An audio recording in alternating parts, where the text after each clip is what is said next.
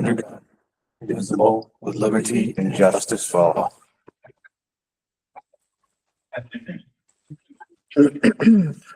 I'm gonna open public input. I have one email to read.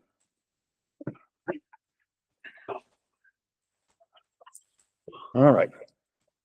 Dear Chairman Huckman, please read this letter into the minutes during public comment period. Thank you. I watched part of the October 22nd, 2024 school board meeting in which Mrs. Bennett and Mr. Scarfo were discussing Common Core. It was very wise of Mrs. Bennett to question the value of spending more money on Common Core. If you spend even a little time online researching what real parents and children say about Common Core, excuse me, you will find that some of the critiques are: Common Core makes basic math hard to understand. It teaches high-level concepts to children before they understand the fundamentals. It teaches too many methods to do one problem and ends up being confusing. Also, parents often can't help with the homework because they are not familiar with it. I was disappointed with that Mr. Scarfo's example seemed dismissive of Mrs. Bennett's comment. I would have liked to see more of a discussion. As a taxpayer, I'm very interested in why children don't do well on the standardized math test.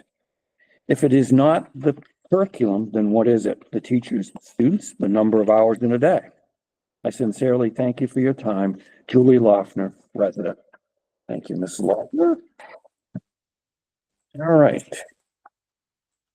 Again, I'll hold that open for 30 minutes from when I started. Mr. Leatherman, I think I'll have you. I think you have some things you need to. I do. add before we go to the questions that we got. I received an email, let's see here, yesterday from the commissioner. He's basically letting us know that the state's special aid funding is going to be in a bit of a shortfall. I'm going to summarize. I'll put this letter in a Friday memo for you all.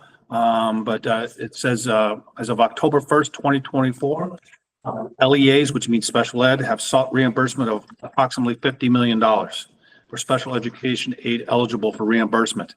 The current appropriation for this critical area of special aid is at $33.9 million, resulting in a proportion of 67.5%. So they're basically letting us know that there's going to be a shortfall in revenue. They go on to say this increase included the expansion and compliance with federal law of services for students inclusive of 21. If you remember, Jody came down and said from now on, we don't discharge special ed students at 21, is at 23, and which added 48 students. What'd I say? 23. Oh, was it 22?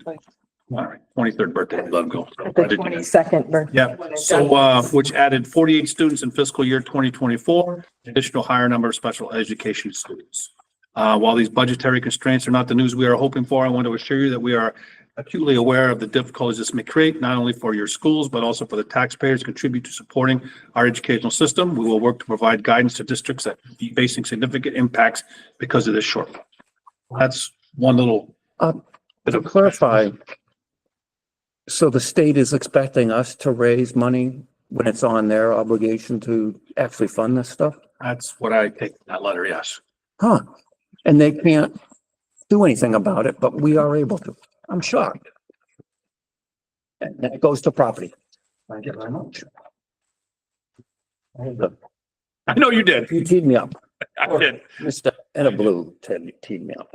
And Jody and I know Jody and Marjorie met, then Jody and I met, and we do have, I don't want to give a number, but unfortunately, we're going to have to add to the special ed line for out of district placement. Jody and Marjorie are recommending we've had $100,000 for out of district placement and then another $100,000 in that transportation line. So everything would go up right around $200,000. Non-public, I'd be more happy if we have a meeting to get into more details. So 200,000 total, right? Yes, sir. Any other good news? I hired a trainer today, but Okay, that is. All right. Any questions or comments about the either? Go ahead, Cindy. about the special ed budget, I was kind of looking through the paperwork for that extra secretary that was requested. Is now a good time to talk about that? Why don't we wait for Terry to go through the questions that were asked and then we can go there next, okay? And we'll go over, when we do it, the initiatives part. Okay. That work? I'll come back to it. Would you like me to go, John? Just write down again from the questions that was, that food form? Yeah, and then again, just lights and Yeah, You guys have a, handout for that? I don't have my computer with me. there's one to the left of you there. Oh, This one has Tony's name on it, so I didn't know if there was I'll take something. it out of there until he comes. I can run upstairs and get I one. didn't know if it was something specific in here for Nope. Tony. So I have a question. Is that gonna have that information in there? I don't know. It should. Yes, it should. What's that, Jen? Yes, it should. Yes, it should. Thank you. Thank you, Jen. Go ahead, Cindy. Is this the November 6th, paper that was on the, November 6th Agenda. questions, yep, okay. go ahead. You good, Steve? I'm sorry. I believe so. I'm gonna print a copy upstairs to go back in the Okay. packet. He's gonna take that one. Thank you, Mark. Thank you. Well, I don't think he needs the whole, He might, because he has no computer. okay. This then.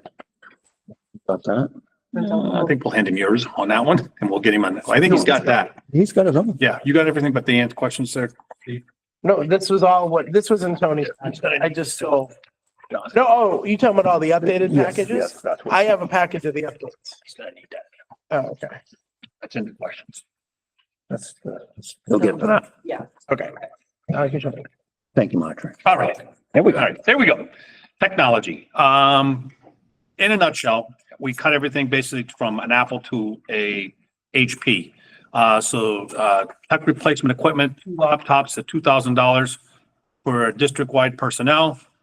Reduced it to 2 laptops at $1,000, 100 Chromebook chargers at $16 each, which is $1,600, and 200 Chromebooks at 250 equals $50,000.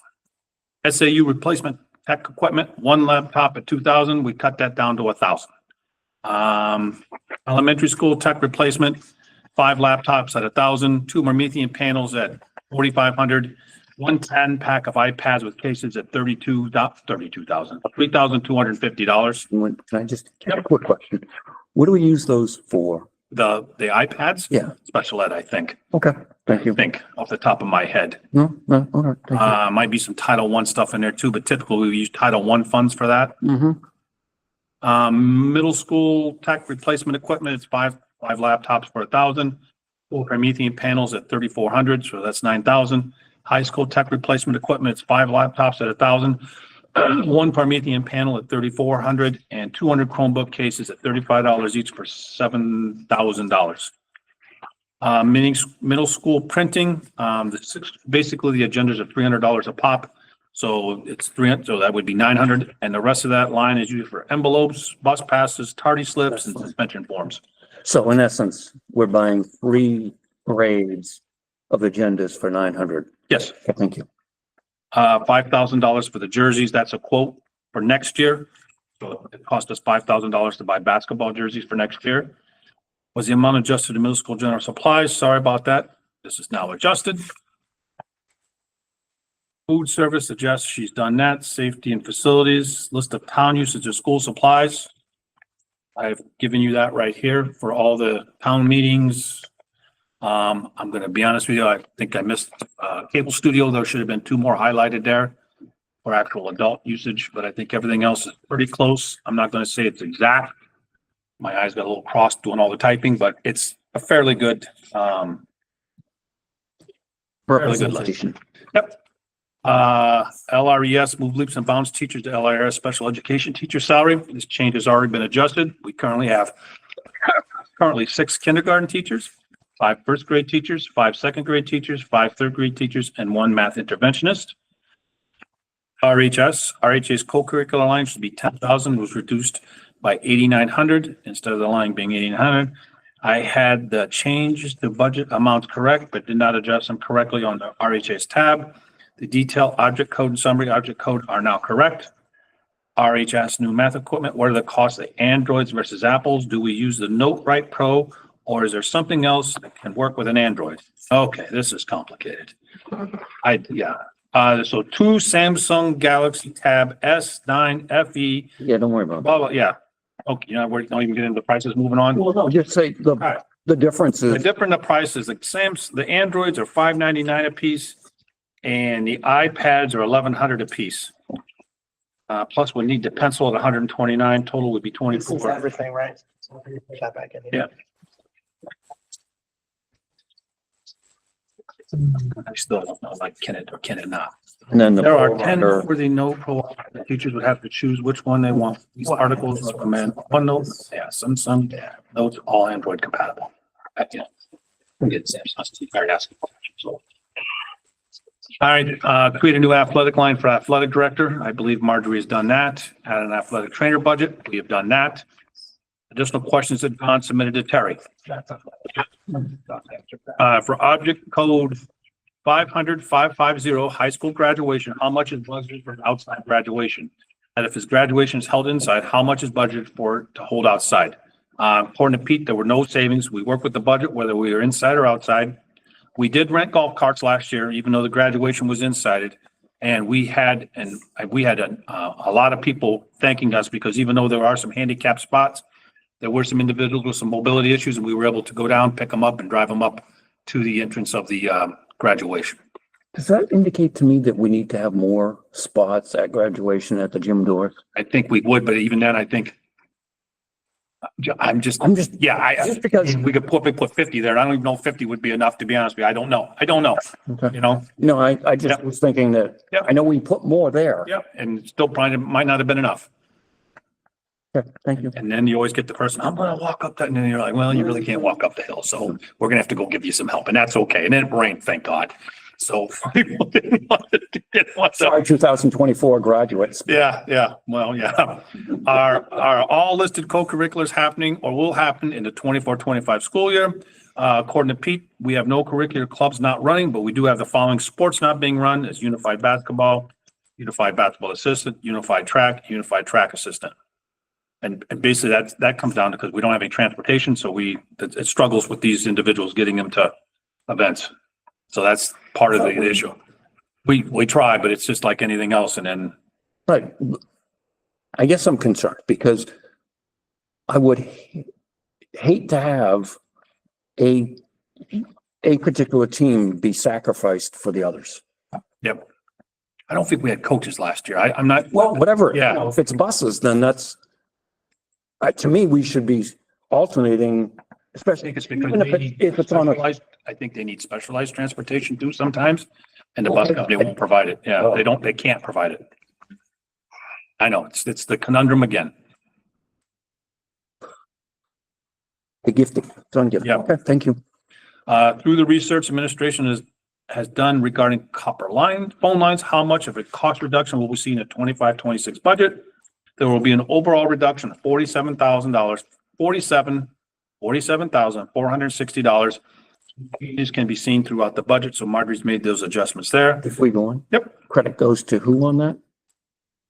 Matt. Matt? Thank you, Matt. Oh, it's, I made him do it.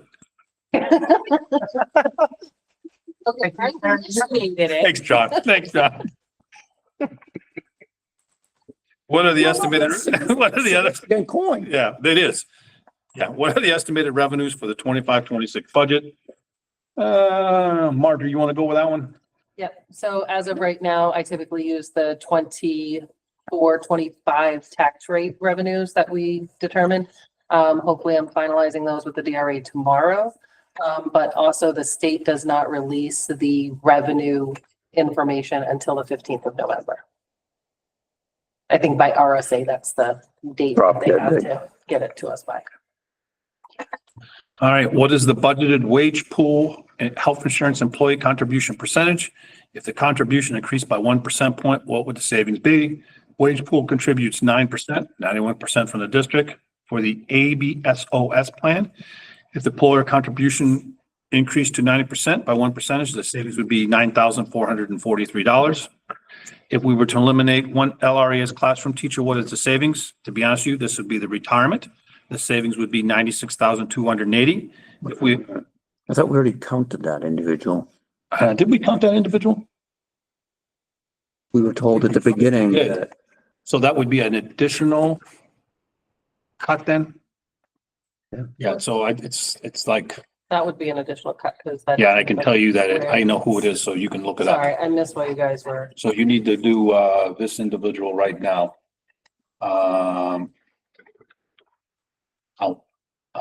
take your time. It doesn't have to be done now, Terry. Right there. Okay. I know who it is. That sheet, that's already in there for the second answer. Oh, that's right. So do another one of those because it's the same money. All right, I don't understand why. because he wants another one. So just whatever that individual, oh, I can tell you right now. Yeah, it's So if we eliminate, so it'd be the same thing. So 62,944. 62,944 times two. Okay. All right, and if we eliminate, Oh, sorry, just to clarify, you're saying we have one listed, but now it's gonna be two? we did not account for. No, that's not true. Let's back up. Let's slow down. That's where I'm getting at. So even though that individual is retiring, she was removed from the budget. Did not We- remove her from the budget. Okay, that's what we were told when we were talking about it. So she's not been removed. I have not removed her from the budget. Okay, Okay. So she would be removed. So What, by natural attrition, one will go away. that's what I'm. That would account for that amount. So if you were to. If you were not to replace her in the budget, that's what the money would be, 96,280. She's in the budget now because we have the placeholder. Mhm. We can always reduce that to like a step 5, whatever we typically do. What do we usually do when we hire somebody? We do like 7 and 6. Okay, master 6. All right. So that salary is in there currently. And benefits, the whole thing. Thank you. Is that the total for just salary or is that everything altogether? That's everything together. Okay. Oh my gosh. Yeah. Wish we could take the salary. That's what you want. Yes. Salary's- Well, that's why I was like, some of these are clarifying questions. That's all. It's all good. I've got to make sure. Exactly. 5th grade teacher would be 62,947.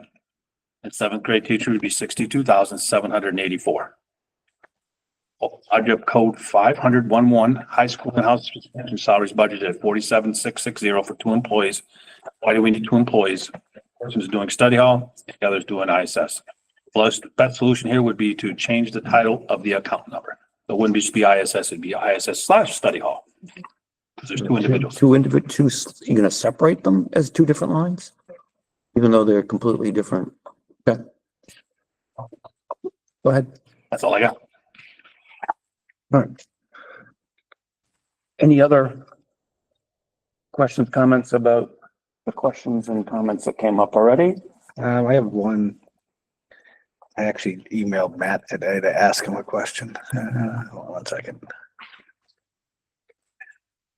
All that.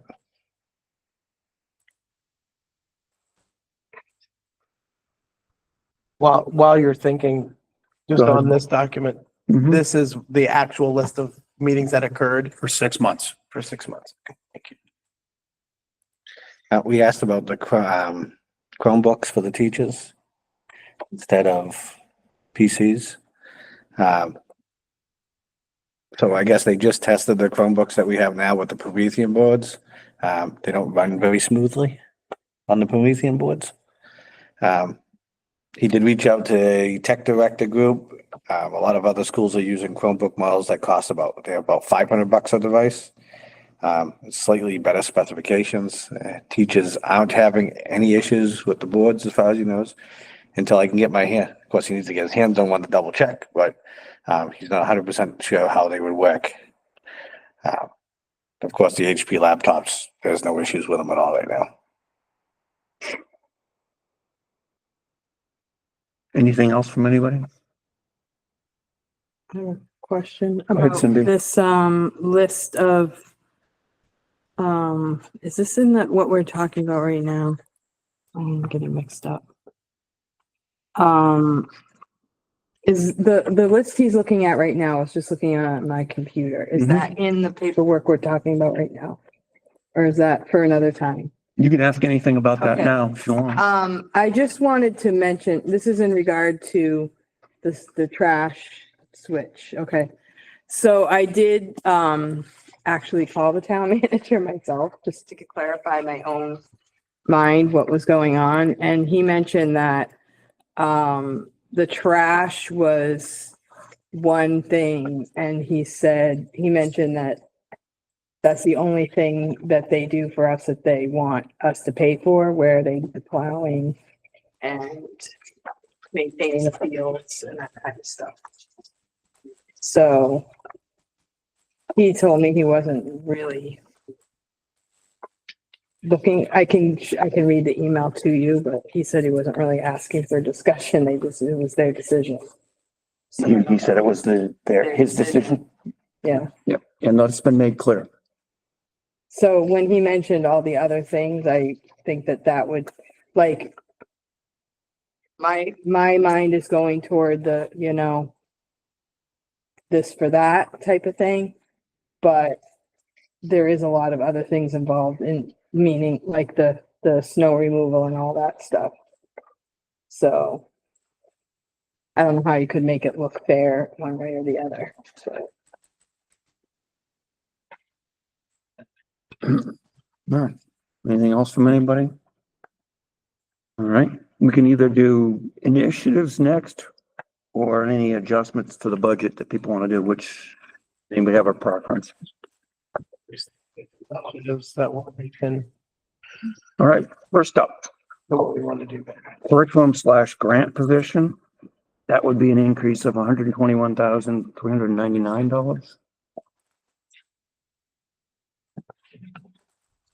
What was that total? 121,399. My number's right, Marjorie, I hope. Sounds about right. I got it from the information, the question from the last meeting. 140? No, with them? 120. 121. 399. That's the information we got from on the November 6th meeting. I have 140. Yeah, we took away the 15,000. 19,000 thereabouts Oh, yes, you're right then. Yeah. salary and, Oh, okay, because I have Benefits. 140 Sorry, minus it's in a separate 15, email. that's why I asked, because I had it at 125. yeah, because That's a little they're lower. retirement and FICA, Yeah. little extra. All right, what's the board's pleasure on the curriculum/grant position? I mean, I think the value that somebody like this can bring in is potentially a lot more than the expense, especially if they're successful with adding new data that we haven't been able to get to. The curriculum stuff, we've heard quite a bit about the value of that in and of itself. But if this person also is writing grants, pardon me, I would be for it.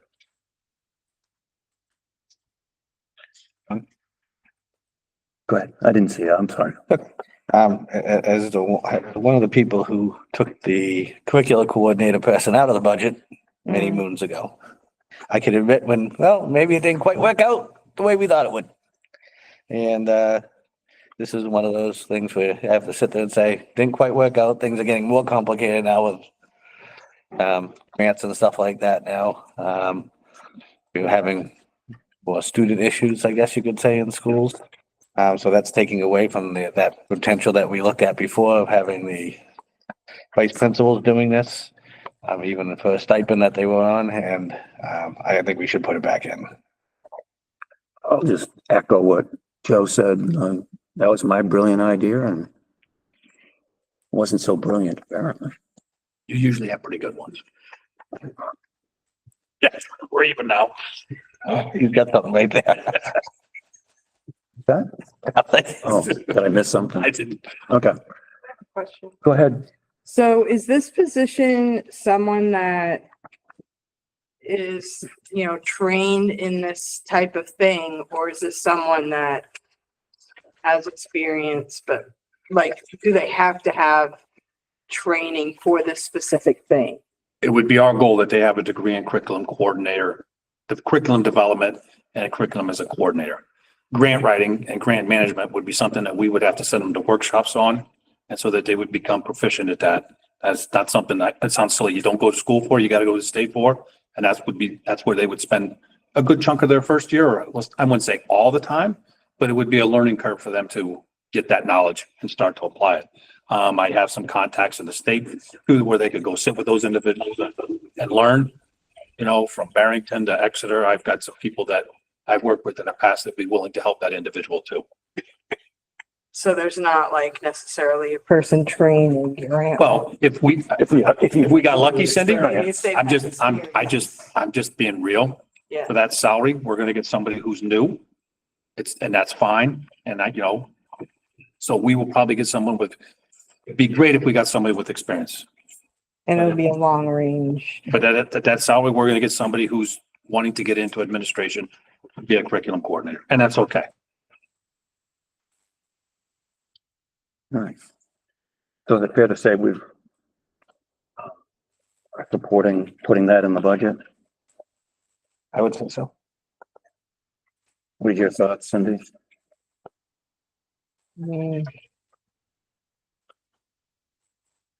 I guess I have to trust you guys on that because you were here when you had one and when you didn't, so. Yeah, but you're trusting the guy that suggested removing them, so. Right, but you know what we're lacking, so I guess my concern is like what qualifications is the person gonna have so that we see the benefit? Like how long before we see the benefit having this position? It's gonna be like a long-term. I don't think it's a long term. I think year of getting your feet wet, learning the process, learning what we have in place, learning where we need to go, what we need to do, learning the grant process. So I'd say the first year is a lot of learning, and maybe I'm exaggerating, but I would say hopefully towards the end of the year, we start to see some movement. But I also, Amy she was a curriculum coordinator in Hudson, background. had done it for years. So that would be an awesome mentor for her. Yep. Just to hit the ground running. So I think maybe we could accelerate that timeline by working with Amy, closely. Cause I'm just like, none of us have that background. I don't, Pete doesn't, none of us do. So Amy would be the go-to person in the district to help with that individual. And she's helping now with some of the grant stuff. She's like, oh, you can try that. I'm like, oh, we didn't know that. So she's helped us manage some of those other grants that we didn't know. One thing we didn't know we had to do. So we're doing, and how to do something within the grant too. the other thing this will do is if we get to the individual, that individual then means that other people aren't trying to fill in that role and they can concentrate on their. Yeah. Now, granted, there'll be people like Amy and others that are going to probably help out unless this person comes in with vast experience. So, and then the other part is obviously they'll have experience in some curriculum, educationally or otherwise, and one would hope they'd be able to do things we're not doing now because of that. So, depending on the person's experience. All right, so we're going to put in the 121. You running a tally over there now? Yes. Thank you. All right, next up I have the SRO for 46,649. I have a question about this. Yes. The intent, the way Todd explained, was that this person would be stationed here. Solely here. And my question, why do we need them solely here? 7.5 hours, whatever it would be. I understand this is the problem. We had problems at the beginning of the year.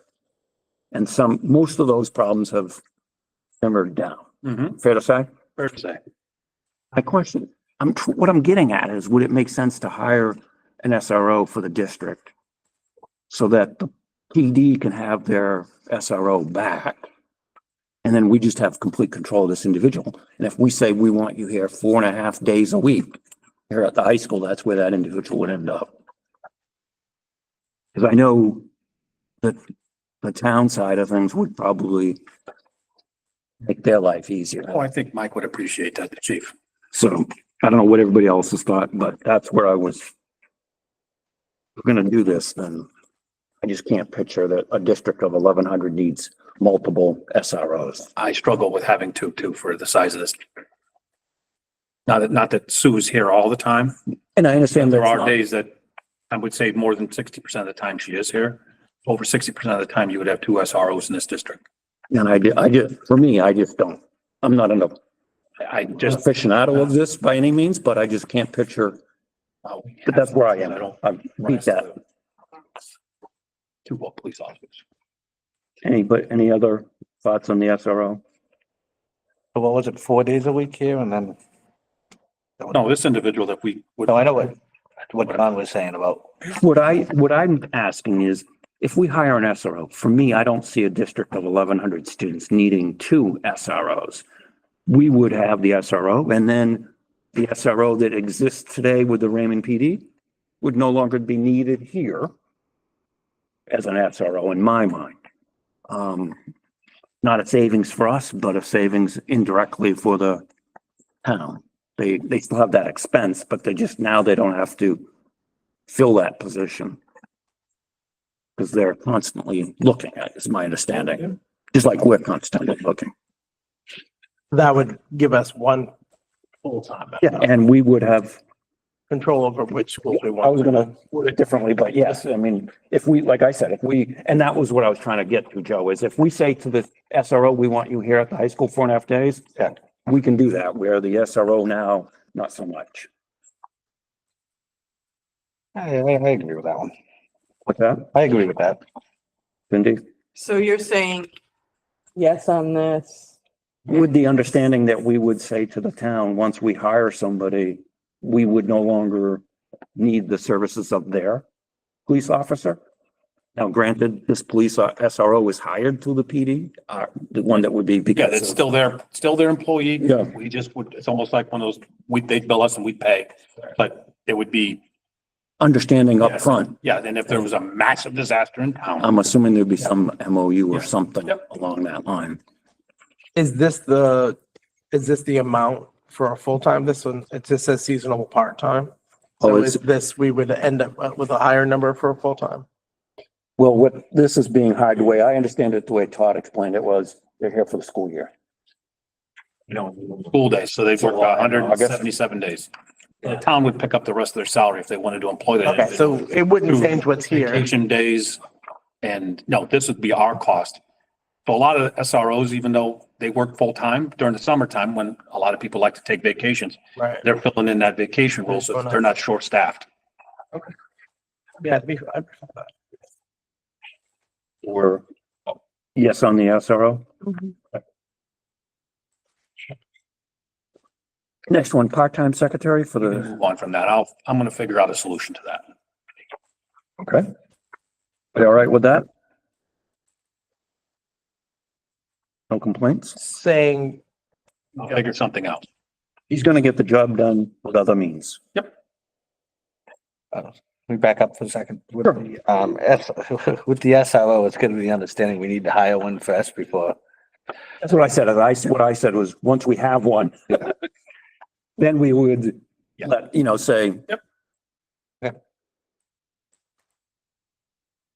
All right, next up, we've got the initiatives, so we're gonna go forward with the curriculum grant for 121,399 and the SRO for 46,649. And these are all estimates, folks, because until you hire them, we don't know exactly, but anyways.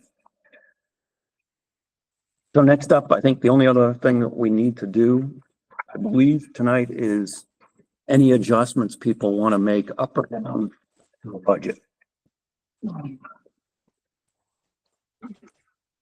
Did anybody have anything they wanted to bring up?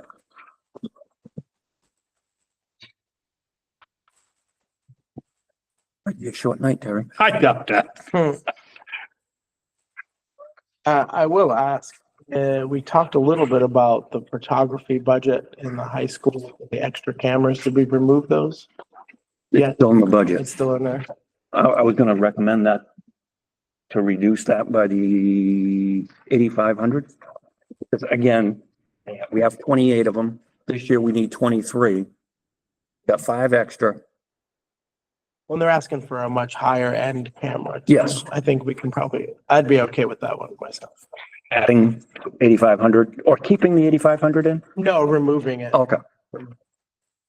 Anybody else thoughts? I'm good with that. I'm good with that. I've got my tally. All right, so- I'm just gonna sit here and and thumb up or thumb down. I'll list off a few of mine, not surprising. Eliminate the seventh grade teacher. At middle school for 62,794. I think that number is still good. Again, we're at, for next year, we'd be 16.8 students per teacher. This would bring us up to 21-1 within the 22. Can I make a suggestion and just say a middle school teacher and not specify exactly what, where, or how? It gives us a little more wiggle room as to say, when we take a look at the numbers, which one? Does that make sense? Right now, seventh grade is currently a 4-person team. So it would technically, when that seventh grade goes up, you know what I'm saying? I don't want to, So what you're saying is you want a middle school teacher, if that's what. 6 through 8, or is it 7 and 8? I want to say 6 through 8 middle school teacher, if that's what the board wants. I'm not- Yeah, I'm not tied to, it has to be a specific teacher. I'm just using the numbers you folks gave me. Yep. Because I know it can't, yeah. All right, what are people thoughts? So when we went through the numbers, just so I remember. Next year, one less works, but the year after, we need to add someone back in, essentially. If we want to maintain the numbers that we have now. Is that correct? I don't have that in front of me right now for the, I can, the chart of all the, yeah, I'll show you in a minute. on your book there, Steve. Well, he doesn't, It might be inside separately because I put mine. yeah, what came in the initiatives. There it is. I got it. It's right here. Got it. Seventh grade current would have 84 next year. You're talking about sixth grade would come in the following year with 93 if it stayed as it is. so it could go down, it could go up. Yeah, who knows? So, in the interest of time, I'll freak everybody out and go quick. I'm hesitant to remove a teacher for 1 year because it does a couple things. If we remove someone from the budget this year, adding someone back in next year is an increase to next year's budget. Where if we maintain what we have today, it's not removing and then re-adding, removing and then re-adding. And I know we have another person that is on this list as well, so it's going to cover both of those. So I'm also concerned of losing staff that has been here for a while, that is good, that connect with these kids, especially in the 4th and 5th grade where they loop, potentially a teacher, kids losing a teacher they were expecting to have for 2 years. I think that's got an impact on the kids. And if the numbers were trending down 90, 80, 70, 60, 50, I'd be like, well, why would we keep people? But we're going 90, 80, 90, 80, 90, 80, or 90, 70, whatever it is. And I don't know if, I don't know if the juice is worth the squeeze. It's my favorite sentence. So I would be against removing teachers. Anybody else? I know you specifically mentioned something, John. I would not, that because we are having, Thank you. we are having issues with, and that learning lab could be a math lab or whatever. Whatever we're falling behind on, I guess you could say. Thanks, Terry.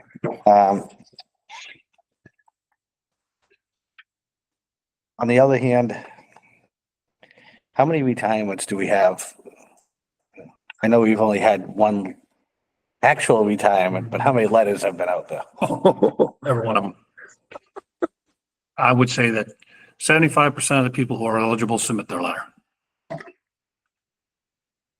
That would be Well, off the top of your head. I've 10? Yeah. Oh, I was We thinking have higher. potentially Okay, 10 people retiring? They won't, but you can. Okay, potentially, yeah. I mean, I was actually thinking a higher number than that for some reason. I don't know. Okay. Terry, would you feel comfortable with the one less teacher giving you the option of where it comes from? Oh, boy.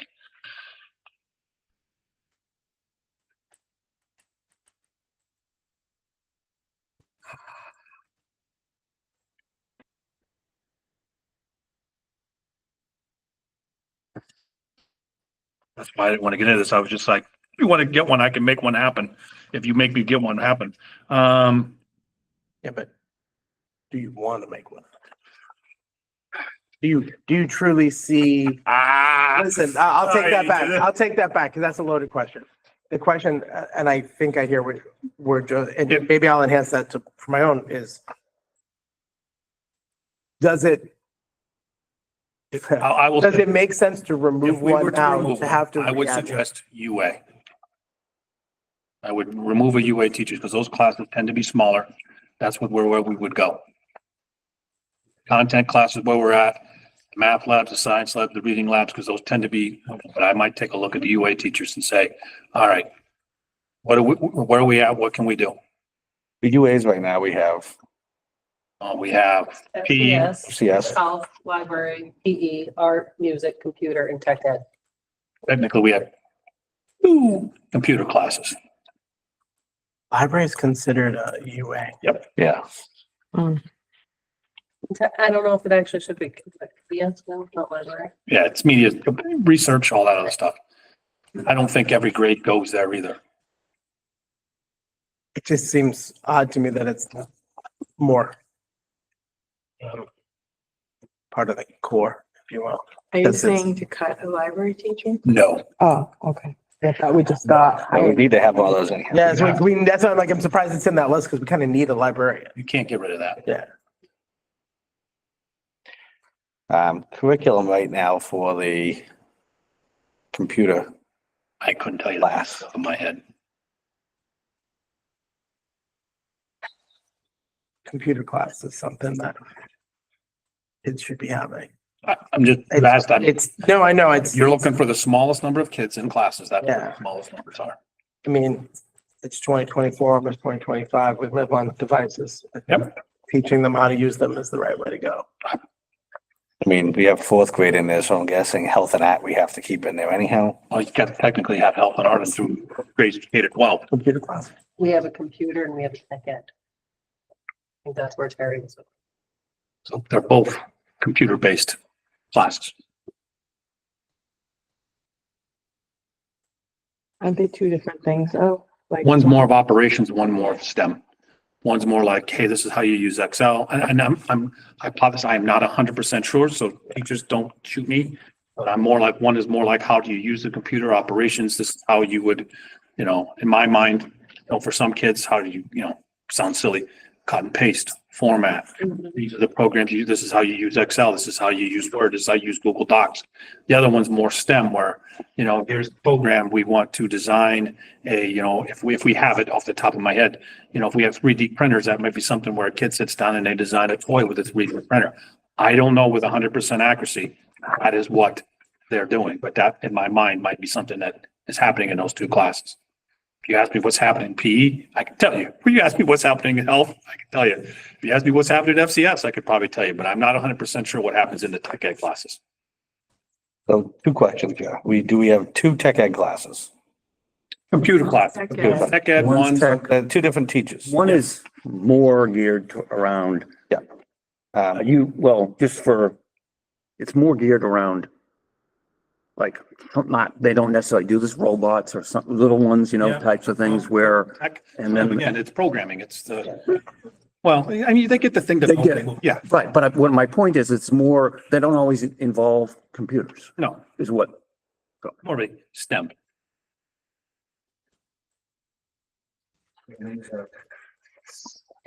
Yeah, we're doing, I know my kid was just there last year, so I should remember that. Yes. It is a third, each class is a third of a year, right? way it used to be. I have no idea what Yeah. that is now. I don't know. I know because we were short classes before, we were kind of all over the place, so like, No. I mean, still minus a health teacher too. So those classes are absorbed. Are they in the co-curricular list? No, they're under the regular Regular. middle school teachers.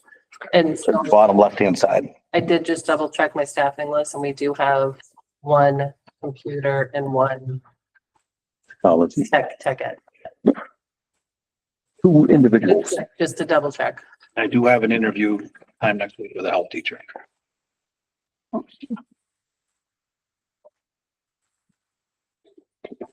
Been doing a lot of research on this for my own personal reasons that I'm dealing with outside of here. And I think you're right. I think it is help every trimester. I'll just add at this point. Right now, if my math is right, Marjorie, without, before the night started, the difference between the budget we're looking at tonight and the budget that we're in use currently is $963,615 higher. I'll calculate the difference. I just calculated. Yeah, I don't want to give out numbers and then be Yep. wrong. Did you include that 168 you just added? 963, I didn't add anything 615. before we started. What's that? 963, 615. Thank you. So that's 71 cents per 1,000. If we had $200,000 more, that's, 1,163,615. it's adding to the 71 cents is my point. And then we've just added 121 and ballpark 47.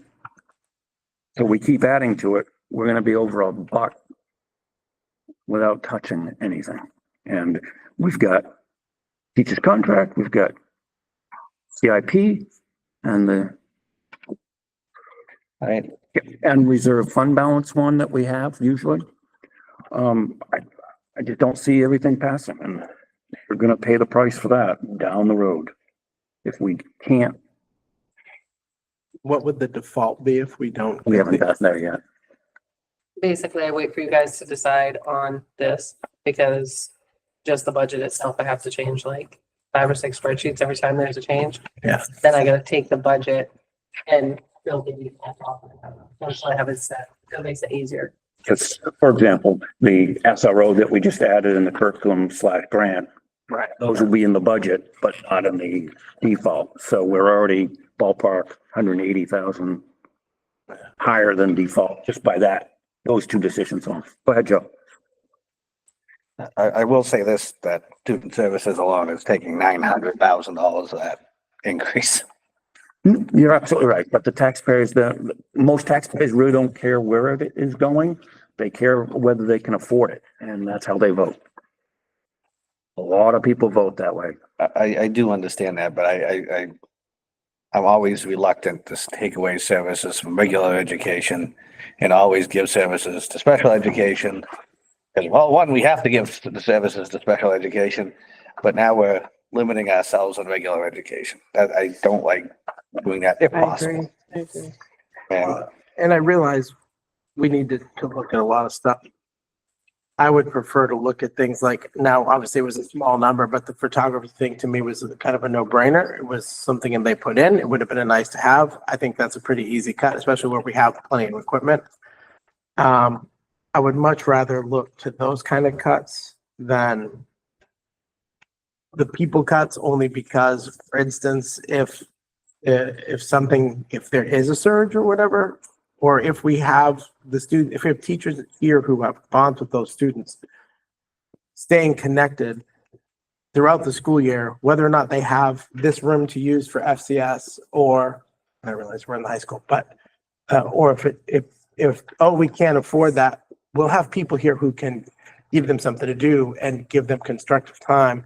But if we cut teachers, and I realize that the max is 22, but I think we can all agree that 15 is much easier to handle than 22. And if you happen to have a couple of behavior issues in your classroom, that's going to be that much more difficult with 22. I think every student gets a better educational experience if we can keep the people here. So I would prefer if we look at items that we can cut before we cut people. But I hear you. We got to get it passed. I understand what you're saying. Well, I'm all ears for anything that you've got ideas for to cut other than, I will say that we've already cut one person and it was based on numbers, interestingly enough. But there was no concern about that individual, Which one did we cut? Are we talking about the, IT tech individual. Matt said, hey, we don't need this person because we don't have the ticket numbers we need, to justify that individual. Here we have a position where significantly below the student to teacher ratio that we're looking for, and yet we can keep this person because they're a teacher, but not the tech because they're a tech. I don't understand why we differentiate between the two. I mean, We were okay with that cut, but not this one. I think it's a huge difference as it's someone who does support and service on the equipment. If we can service all the equipment with one less person, that's different than a number of kids in a room. Having 25 laptops waiting for repair and 25 kids in a room is a much different experience. Yeah, but nobody's suggesting, Steve, it's 21-1, which is well within the 22-1 that we have for those grades. And I'm just bringing it to a point. I hear already you. know the outcome of this one that I'm gonna bring up. I'll bring up all of them and I'll let you shoot them all down. I say you, I mean the board. That's fine, So but I'm here's gonna my, bring them up. here's my question for you. We cut the two that are listed here. They're listed as fifth and seventh. I'm going to call them that for simplicity. Yep. Next year, we will need a new fifth and seventh because the numbers for next year don't align with our numbers properly. So now we're forced to go back out and bring in two new teachers. Because I remember having this conversation before, and that was why I was hesitant the first time. Because yes, this year, seventh will have 75, but next year it's 92, and then they'll become seventh. And then the same was with fourth to fifth. It was 85 down to 73 or something like that. And it was enough to meet the threshold. But the following year, the very next year, that classroom will require, that grouping will require one more teacher if we're doing our job right. And my concern is letting people go who are good, solid, consistent, loyal people who treat our children well and who are great teachers. And now next year, we're forced to increase the budget again by what will be roughly $130,000. Because now we're trying to add two teachers back in potentially. So to the taxpayers, it's going to be, well, why are you adding in more teachers you didn't need? So I'm hesitant to lose teachers that we have, that we know we will need in the future. That's my concern. I understand the numbers, John, I really do. But there's a pattern coming up in the next 2 to 3 years that tells me we probably will need those people back. So that's my hesitance. Okay. I'm actually going to sit there and say, I'm looking at other school districts. They have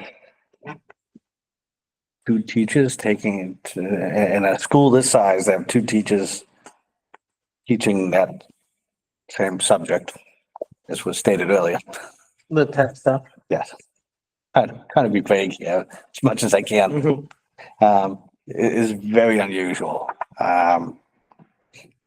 And, we only have 4 through 8, where those other schools have K through 8. And they have one person doing it. Now, is it as good? I don't know. But for that, I will support one cut. Preferably not the regular curriculum at the middle school. Back to the 7th and 8th grade 7th and 5th grade that Steve was referring to. I'll concede that the 7th grade, once they move up the 6th grade, once they move up, they'll need an additional teacher. But doesn't mean we're gonna have to hire somebody to do that. the fifth grade teacher that I'm proposing that we would eliminate, I hadn't yet, but it's on the list. Wouldn't need to be replaced the following year because in grade 3, there are 82 students. The fifth grade currently has 83 students. So it'd be the same number of teachers the following year. So 2 years down the road. What is fourth? Third grade is 82, which is the one that would be moving up. Right, but you're going from third to fifth. So how many are in fourth right now? Because they would. Currently in fourth grade, those teachers would loop up. No change to them, which would be 5 teachers. Oh, I see. The fourth would become fifth. Fifth grade teachers would move back and then they move up. And then So it'd be convoluted, but my point being, the third. there grade- isn't a need for that. Now, again, as I said, the last time I brought up removing the 7th grade, it's $62,000. That's about 5 cents on the tax rate. We've got people in this community that could use that reduction. I'm going to leave it to Terry's infinite wisdom to Well, decide where that cut will come from. I have the right idea at the time. so what the group is saying, what is the group saying? Because I haven't even spoken to all the teachers I want to eliminate, but That was for, those are the first 2. that was for the one middle school here. So we're going from the 2 that I'm proposing down to 1. Is your recommendation? I haven't heard from everybody. Correct. And you're asking Terry to choose which one. The gist. Joe? Oh, sorry, I thought you were talking about. No, I just want to make sure that. Yes. Okay. Right. So again, Just to clarify, that would include the fifth and seventh? Those are the 2 you're talking about? no, No, I'm saying 1. he would, regardless of their position, he's eliminating a teacher at the middle school, leaving that position up to Terry Yes. as to who that individual would be. But Your clarification was the 2 I'm proposing down to 1. In what you're saying, are you talking about these 2 that are here? And this, the fifth and seventh is what originally I started the conversation with 7th With grade seventh, yeah. and 5th grade was dragged in, yes, I did that, sorry. which is fine. And those are the 2 that I would be in the middle school suggesting we eliminate because again, Yeah. the numbers don't reflect the need. I haven't heard any behavior issues significant at that grade, on those grades. Nothing was mentioned. I don't know why we need to have nice to have, but in this time, I don't think nice to haves are what we should be budgeting. I mean, the reason why I say 1, because I can't remember the last time where we've been actually fully staffed at the middle school. Ever? Pre-COVID probably, right? What was that again? Pre-COVID probably. Yeah, maybe not even then because we had. It would have had to have been pre-COVID. How far back? I don't know. Because that was the year where we actually had a Spanish teacher for about 37 seconds at the middle school. And then they were out the rest of the year, so. I don't think that even lasted too long, and I think we've been short several people. It's been a tough one for several years. Not teachers available anywhere in the world. That would have been 1920. Yeah, so, I mean, I'm good with the 1 right now because good chance we're not gonna have 1 anyhow, to be honest with you. Indeed. I'm fine with that. Steve? Yeah, I mean, it's not my first choice, but I can support 1. What's the deduction? What's the amount there? Like within, Because we have to choose an amount. I know, but one's the 5th and one's the 7th, so. Right, and I know that's not necessarily the teacher, They're like but 100. Technically, it doesn't even matter that. It's all about certification. Right. So I'd have to go back and look to see last in. And it's just not, to be honest with you, it's just not, I know it's not you easy. gotta take a look at, it's K to 5 and 7 to 12, typically certification wise. So I have to go look and see, okay, which one? I understand. Yeah. but we need to have a number for tonight. All right. I I actually would have a list. suggest that we go with the lowest one at 62,784. That probably would be because last end. So, I want to, sorry, no, it's fine. I just want to make sure that we have a number so that we know what to do going forward. I know we're looking certification 4 or 5 or whatever, the 8th grade here. Is those other classes have certain certifications that they have to have? You're teaching 7th and 8th grade. You got to have a special, you got to basically. No. He's talking, for example, tech or Yeah. PC. Yep. Okay, That's what you're asking, right? So if you decided to take out a UA teacher, Yep. the 62 is going to be not a problem if you take one of those then. Is that right? All right. again, 62 784. and 84.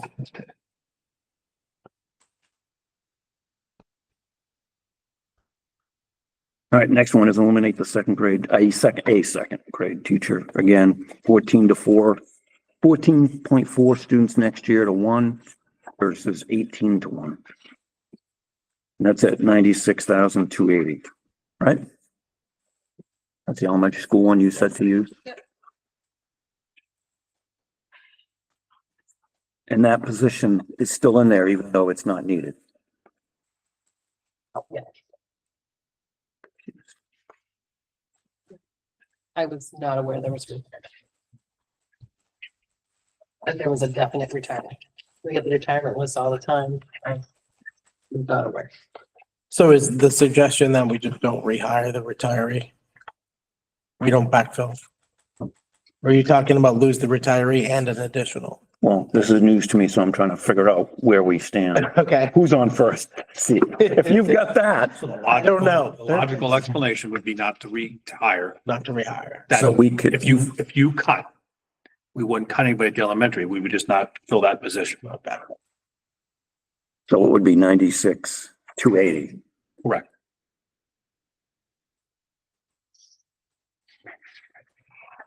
How do we stand on that one?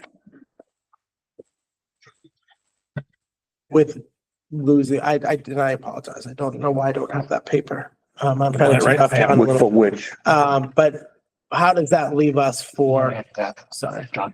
Well, I have it right in front of you, but. Yeah, no, my eyes are. Oh, you need binoculars Oh, then? goodness, Yeah, same yeah. with me. Oh, okay. I mean, so the grade 1's going into grade 2 is gonna be. Well, the one before, I guess it's kind of, we're in this weird pattern, right? Where we go 87, 87, 87. It's like clockwork. How many kindergarten students did we already have signed up? We're up at 86 or 87 right now. Kindergarten? I think that off the top of my head, I think that's where we're at. This says- 86. We were at this says- 87. This says I 88. think one of those students is, Okay. no, I think. So we're at 86. I Yeah. was just saying last time we heard of the number was 87 because Give me a minute. Go ahead. that's when we added the person, right? So looking at that, I would not cut a teacher from the elementary school at this particular time. Oh, we're at 88 kindergarten. Yeah. Inflation. So next year, first grade will be 88, second grade will be about 70. 71 in kindergarten currently, Yeah, they're, 3 in second. These are just updated because it moves, it's a moving target. Yeah. Third grade's 91, I would stay pat just so you, according to Power School.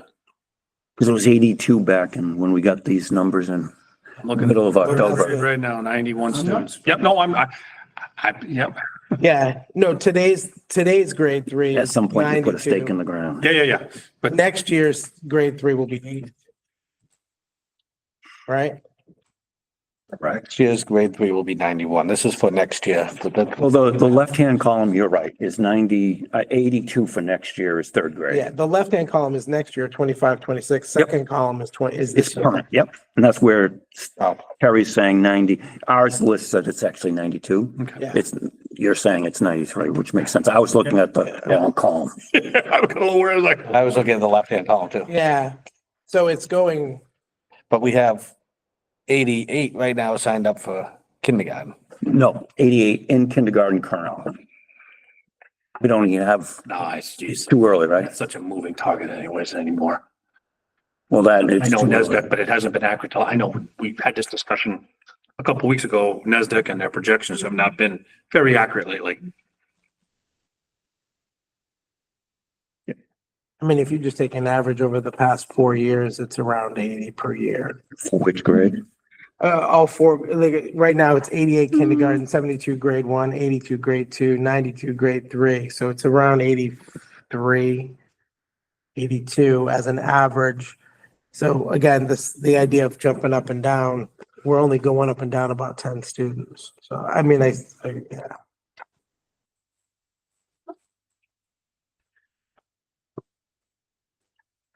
And right now, well, we have 6 class teachers in kindergarten, right? One more. 6 classroom teachers in kindergarten right now? Yes, You got my sheet. Sorry, I do. All right. we do, Okay. because we hired one Yep. And we put that one in the budget too. You can keep it, for Steve. prosperity. I'm gonna cheat. No. That way you I can know. have numbers too.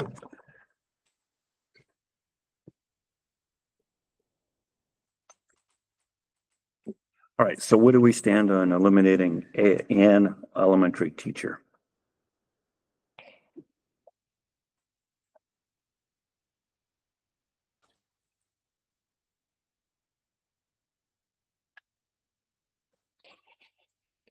Sorry, I'm just gonna make sure for clarification on this. Yep.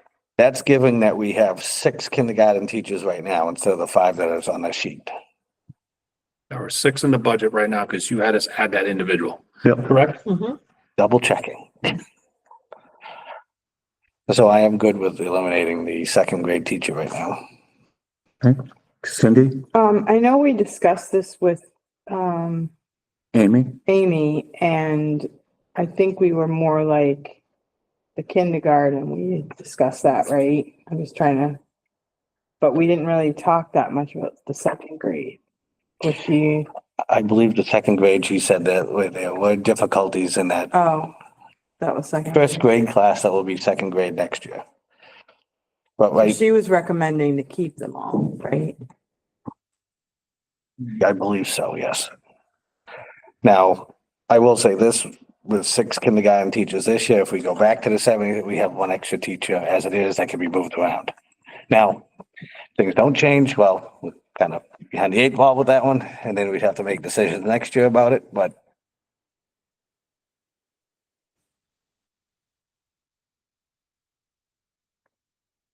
And how much is that, in the budget? This one is 96,280. It's an individual that's retiring, Oh, so it's just not. and right now it's in the budget still, in the budget we're talking about tonight. They're not losing an additional, just not rehiring. Correct. Is that like, you thinking that's gonna work out okay? I felt like we asked her and she said she really needed that smaller classes because she had some really serious issues. Can't you hire somebody for less than that and like a younger? Sydney, that, I'm gonna say it, John's like, that would be our ultimate goal. Yeah. But we struggle here because our starting salary is so low that those teachers won't work here, but the veteran teachers will come here because while we're not the highest, we're fairly competitive at the other end. We're not at the highest, but that's the issue. Oh, yes, it would be So awesome it's to all hire. or nothing. Oh, I wouldn't say that either. We have hired, if we were going to hire a younger teacher, it would be at the elementary level. Let me just say that because there's a lot more of them than our 7th grade math teachers or high school math teachers. There are a lot more of them. There are.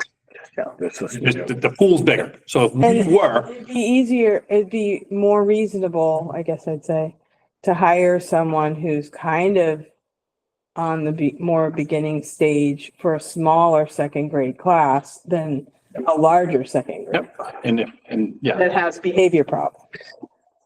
I'm also gonna put it out there with some of the behavioral issues that we've had.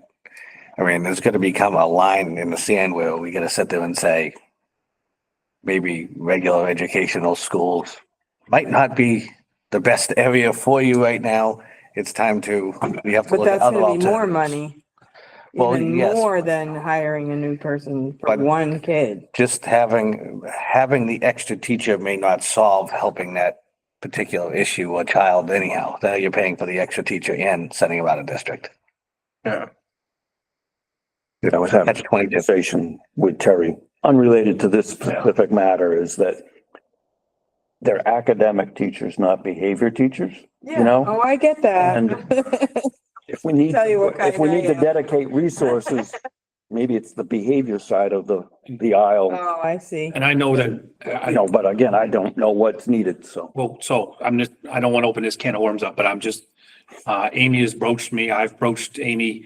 We are talking about a school within a school where we're basically those heavier behavior kids where, families have got to buy in, it's got to be part of the plan, but they're going to be in their own little school so that we can start to get some of these behaviors under control. And then if that doesn't work, then we could go out of district. It's like I was saying to John, if you got 4 kids, and I'm generalizing, I'm not 100,000 to go out of district. Mhm. But if I spend 100,000 on a teacher and $50,000 on a parent, put one and a half people in a room to work with those 4 kids, in the long run, I am saving money.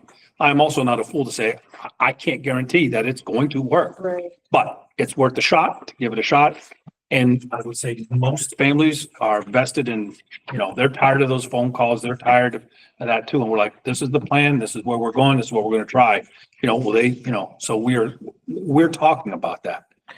But again, we got to come up with a plan. We got to come up, it's resources. So looking at something like that, would keeping the teacher in the budget be the Well, I think that better thing? So you could that have, type of individual is going to need to be a special individual. You're going to have somebody who, is going, granted it's 4 kids, and I'm just theorizing, it could be 2 kids, it could be 3 kids, but let's just say 4. Those 4 kids are going to be tough. And so you got to get somebody who realizes that's going to be a tough situation. I struggle too with trying to find people where I keep saying academics aren't the most important thing right now, because if they can't behave, they can't learn. So we got to get the behaviors under the control before we can get the academics. And right honestly, now these kids are young enough, they're sponges. They can catch up quick. But they also have to be into the classroom and understand, I'm simplifying. I ask you to pick up your pencil, please pick up your pencil, not pick up your pencil and throw it across the room because you don't want to. I'm generalizing again, but that's, we've got to work on those skills, and that the students I'm thinking of can attain, but for some reason, boop, they go off on it and it's tough to get them back. Again, those little guys, they're much harder to get back grounded. A middle school kid's gonna clear a desk, then they're gonna sit down and they're not gonna talk for an hour. Mhm. Then in an hour, you can talk to them. Most will clean up the mess and have a conversation. Little guys, they got energy and they run forever. And they don't have that mentality to say, oh boy, I made a mistake here, because they don't have that yet. so looking at this particular possible cut right now, I would hate to sit there and say, okay, we'll get $92,000 out of the budget, and then 6 months from now, you're gonna ask us for this thing so we can rearrange and have their own little classroom, and so we could save potentially $200,000. I'd rather keep the person in there and say, okay, We're trying to take a look at who the individuals we have now in-house to see if we can make it happen. but that's also gonna take somebody off. Yep. So I'm, I don't, Joe, and I don't have an answer. I don't want to, I'm just, we've had those conversations and it's Preliminary. preliminary.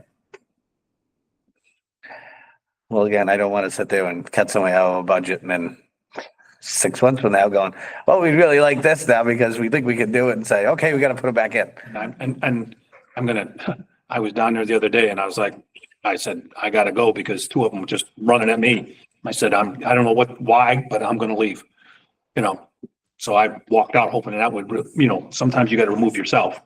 And so I left, but it was, there were 2 first graders who were through the hallways. It's tough. And so those, it's, yeah. They take a lot of time and a lot of energy, and they've gotten better. I hate to say this, that they lock the doors so the kids can't get in rooms. They shut, everybody's on board. Amy goes around Monday morning or the next morning stapling stuff back up. So the bulletin boards are back up looking nice, but it's nonstop. Mm. And I say nonstop. It's not every day, but when they go, it's go time. Yeah. So And we're still having issues with Paris. 99% of them on board, Steve. Paras or You parents? need staffing. No, paras. Oh, paras. People in the classroom to help. So again, to your point, they're educational teachers, not behavior people, but if we had 4 kids that had issues in the same classroom, then theoretically they should have 4 paras, 1 for each kid. I know we can't always get enough people Yeah. to do the job. We struggle with paras across the, Can't always get what we want. yeah. Well, it's not, As Mick it's really, Jagger sang. yeah, in that case though, John, like, so here's the You know struggle, what I right? mean? I was quoting Mick Jagger. That's Yes, I hear you, but that quote, I get it, but so we're kind of screwed in either direction. We either put a lot of kids who have behavior issues with a teacher who doesn't have the ability to support them. And not that they don't have the ability, they just don't have the time or the bandwidth. Or we keep a teacher, make the classroom smaller, hope to get a couple of paras to help deal with those kids. Because the reality is, and my daughter's in this situation right now, or was, that one, all it takes is one student who's significantly disruptive, that 15 other kids don't get educated because that one teacher who's alone in the classroom is forced to deal with that issue. And not in a bad way, the kid needs support, so they support that person, but the other kids aren't being educated. They're not keeping up with the rest of the class. So we're kind of in a damned if you do, damned if you don't. If you said to me, we had a stack of paras waiting to sit in our classrooms and we're gonna pay this is what they're gonna get and they're gonna come, then I'd be like, okay, well, one less teacher's not a big deal because with the kids who need it, who really do need it, have a one-on-one sitting with them. But we don't have that ability. So we're kind of dooming a classroom, no matter which way we go, to potential disruption. Yeah, we hire two quit, para-wise. We hire one quits. Yeah, It's a it's revolving. not an easy And job. I'll be honest with you, we hire one, I fire one. Yeah. That happens too. so for that, I will take back my cutting knee. I'm gonna say this, I'm not comfortable cutting at the elementary level just yet. I can understand at the middle school, but I'm struggling with what I see every day down there. I have a comment. Go ahead, Cindy. That's what I think about, like with the tech person that was, I don't know how it went. I'd feel bad if a person was actually removed from their job, but there wasn't enough work to sustain that position. In this situation, there's more than enough work to justify having, and that to me is like, if the kids need teachers, that to me is like our line of defense that we have to maintain more than anything else. And so I'm glad that it sounds like it's more positive to keep that situation. And I know it doesn't solve any problems, but it's more of a chance of being successful than the other way, I think. All right. My next one is middle school athletic buses. Object code for anybody interested, 500-519. Currently budgeted 11,000. I suggest we cut 8,000. That's the one where we don't have any anticipation of having any buses next year. No fault of our own. We tried, we just don't have them.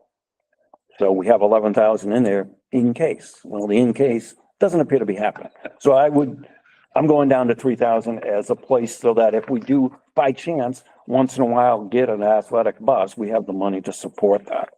But I just can't picture us supporting something just in case. I'm not a big fan of budgeting for just in case. I agree with you on the just in case, but I also feel that by us cutting it, we're telling parents, we just cut it and it's not, you know, if they could find somebody and then we're gonna sit there and say, well, we'll take it from somewhere else. Yes, I know we could, if we keep losing, but I don't see why we would not sit there and say, we're still putting money in there for middle school athletics in the hopes that we have buses for middle school athletics. Yeah, see, I'm leaving 3,000. It's not the 11,000 that's budgeted. I understand. But again, that's where I'm coming from because again, I just don't, just in case doesn't, that's not a budget. That's a wish list. I will say, I've been approached by 2 different parents specifically about middle school sports transportation. And they have a lot of concerns because we have a lot of students who are unable to participate in the middle school sports, even though they're on the team because they have parents who work who can't get them there. And I understand what you're saying. I think the hope is that, so as I understand the problem, it's not that the buses themselves don't exist. We just don't have people to drive them, right? Correct, Our bus companies can't get drivers. correct. So it could be I'm going to say this tongue in cheek a little bit. It could be easily fixed by hiring drivers if we could find them. Not Not us, not right. Those If they could individual find companies. drivers, the easy fix is, hey, they find a driver who's going to drive our bus so that our kids can go to these games. So it's not like they physically don't have enough buses, so it doesn't matter. You know what I mean? The limitation is personnel, not the bus itself.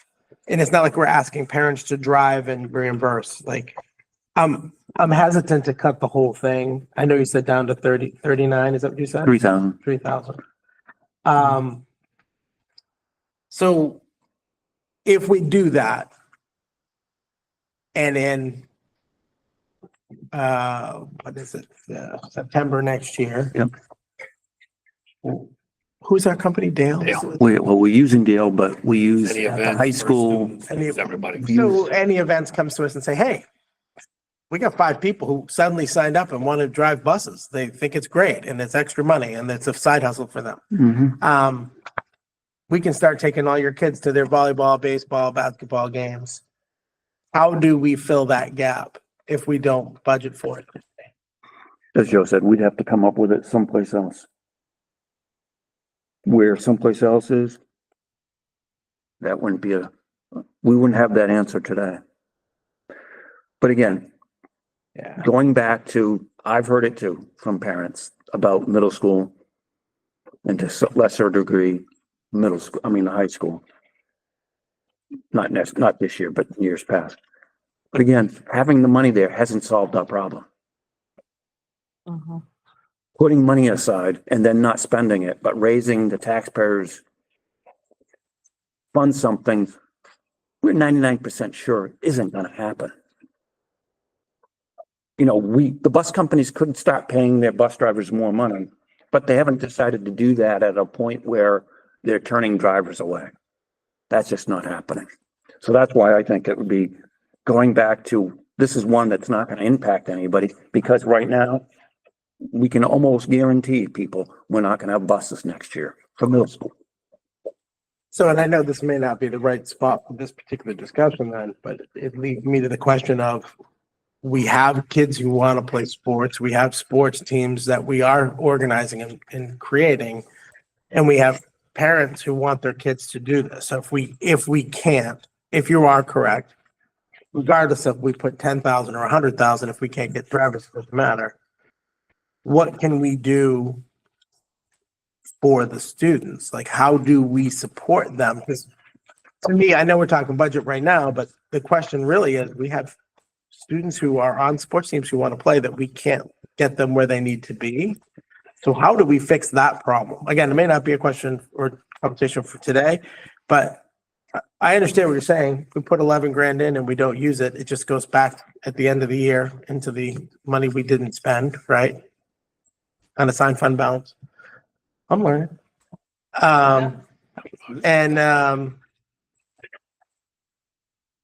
I mean, yeah, I see what you're saying. We're taking a little extra that we don't need right now, quote unquote, but I don't know. I think we're gonna get a lot of upset folks if we say we're not even gonna try to fund transportation for middle school sports. Nobody said that. Furthest from what I said, because I'm just dealing with what's happening today. Nobody, I don't know of anybody in this room that can say, we're gonna have the problem of spending $11,000 on busing for middle school athletics, because we're gonna have buses up and drivers just waiting in line. That's not the situation that I'm being told is happening by administration, and that we've heard from parents. They just don't have transportation. I'm gonna stop. So what does everybody else think? I think it's fine to take it out. Joe, do you know where you left at the same spot that we're at? Got part, I see. What's that? Got part, I see. Um.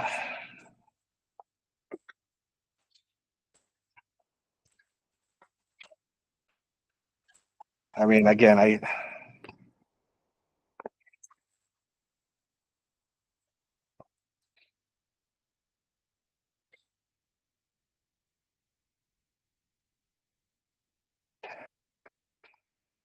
I don't feel comfortable taking it out for the sheer fact is that I think we should be at least putting it in there for the parents to sit there and say, listen, we still budget for it. We can't get it.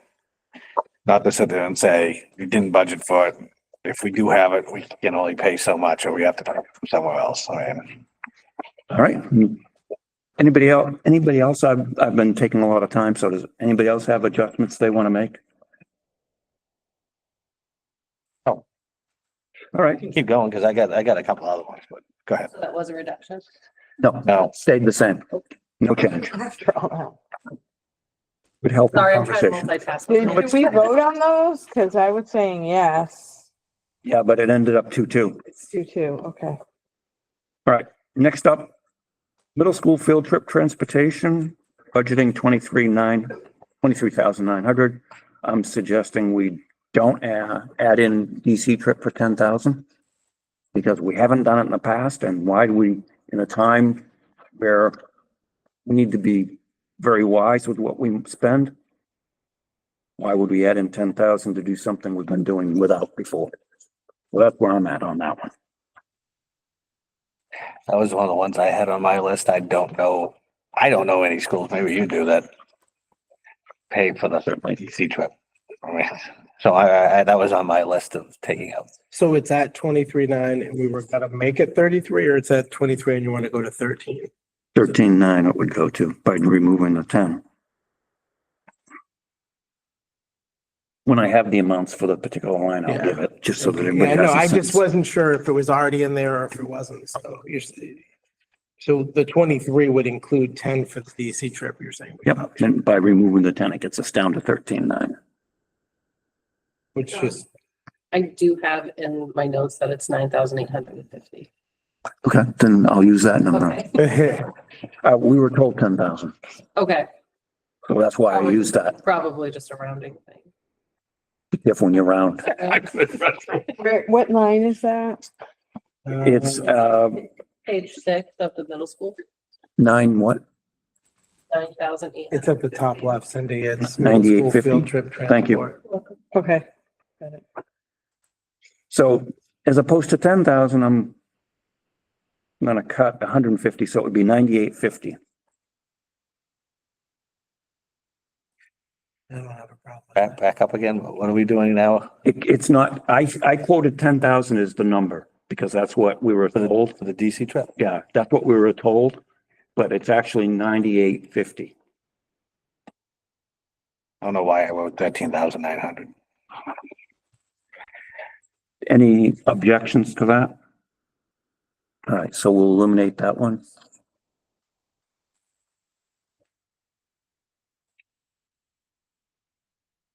All right, next up. The pre-K canopy for 8,000, it'd be nice to have. I'm sure the elementary school and middle school would love canopies for their playground, but Are you under LRS, Barry? That's under student services. The object code there is 500-731. I don't have a page for it, but it's the object code 5. So you'll go deep in the book, in the pages for that. That one. And it's under new equipment, I believe. I have a question. Is there something they can do that's cheaper than that? I don't know. So do we have to cut out the entire amount, or can we say, we'll give you, how much was it? It was like 8,000. Can we say we'll give them like 1,000 to figure something out? What line was this again? It's the new equipment. It's under student services. You have the page? Yeah, it's the last page, page 8. It's 500-731. And that's the only item for that particular, just the $8,000. Wide special ed new equipment. Somebody less than halfway down the page. The 112-00019, 500-731. Again, I go by the theory. We don't have one at the elementary school. They've got 2 playgrounds. I'm sure they'd love a canopy over their playground. The middle school doesn't have one. They'd love one too. I guess I mean, is it? I don't know. I just feel like it might be a good thing. It's not just for like preschool, really little kids. It is the preschool, yeah. The 3 and 4 year olds. I mean, I feel like it would be good to give them some money for something. Even if they put up tarp type tent tarp thing. I mean, I'm sure that they could find something for less than 8,000. I don't think they can. I think they worked with, the preschool teachers we have with Todd and facilities. And I think that was the best thing that they could come up with. Does it have to be special fabric and everything? I think so. Oh, like regulation maybe? Sure.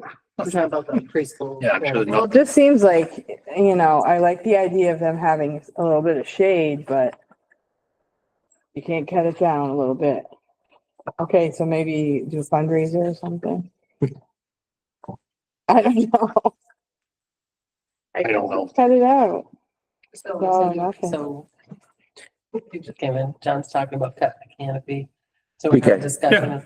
discussion about it, and Cindy wants to know if we can, if they just leave a little bit of money in there, can we make that work? Well, I guess, does the canopy cover the whole playground, part of the playground? What are we talking here? Memory says me it wasn't the whole thing. That's my memory of It it. was just a section over the, plastic slide. Can I ask a question? Are we voting a hard budget tonight, or are we just trying to Budget. hard budget tonight? Because we got to give it to Marjorie so Marjorie can do her thing so that the budget. Hard budget. That, what's I that? said it's our hard budget, but Yeah. No, but I'm just saying, right? There's a lot of work after tonight. No, that's fine. That's why I'm trying to we need to get it done now so that we can give you something to work with, to give you the time necessary. One individual who I trust to do it right and make sure it's cost effective, it's Todd. So it could be done cheaper, I think Todd would do it cheaper. If it can't be, it can't be. So If that's the I'm number, saying, Cindy, I'm sorry. Giving them money. I think Well, that- no, yeah. it's not your problem. I'm Yeah. just I'm okay with giving some, but I don't know. I guess I'd need more discussion on the fact that it's absolutely necessary for 8,000. So where does everybody stand? I say we cut it to 2. I'm sorry, what? Cut it to 2, Cut it to 2? 2,000. good with that. I'm good with that. Figure it out on $2,000, we'll do it. Take a turn, take a turn. Shake Oh. for 5 minutes. Right, umbrellas. Yeah. A lot of them. Well set, so we're Terry, reducing it to You by just six. have to hire someone to create an art installation with 100 There umbrellas. we go. Yep. There you go. I'm sorry, I wonder if Todd's group can be. All right, We'll say that out loud. next up, the 3 lines for the teachers for 1,020, wait a minute. They're $1,000 laptops, right? So I'm gonna go with Joe's suggestion to use the $500 because that's what you were saying, or somebody was saying, we think we can compatible, Matt. Matt says, yeah.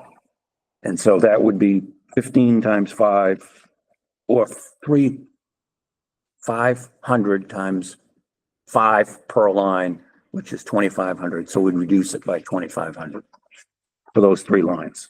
Everybody understands this because it's Which at high lines? school. High school. High school tech replace equipment, that's 5 teacher laptops would go to 5 Chromebooks for a reduction of, in total, 2,500 for the elementary school. The same for the middle school and the same for the high school. So a total of $7,500 reduction. Everybody okay with that? That's on the page that, Terry The questions that came out, yeah. questions at the beginning. That was one of the questions we had asked. It looks like this. Yeah, I'm looking for it in the budget. The object code is under, if you go to any, what tab are you on? High school. So look for 500,735. And again, and you'll see elementary school. You said high school? So he's under high school. So it's high school Tech tech ed equipment, replacement. replace equipment. And it was budgeted for 15,400 and there were other things in there, 5,000 of which were laptops. So Steve, you want to be under the technology tab? Oh, really? I'm sorry, I sent them in the wrong direction.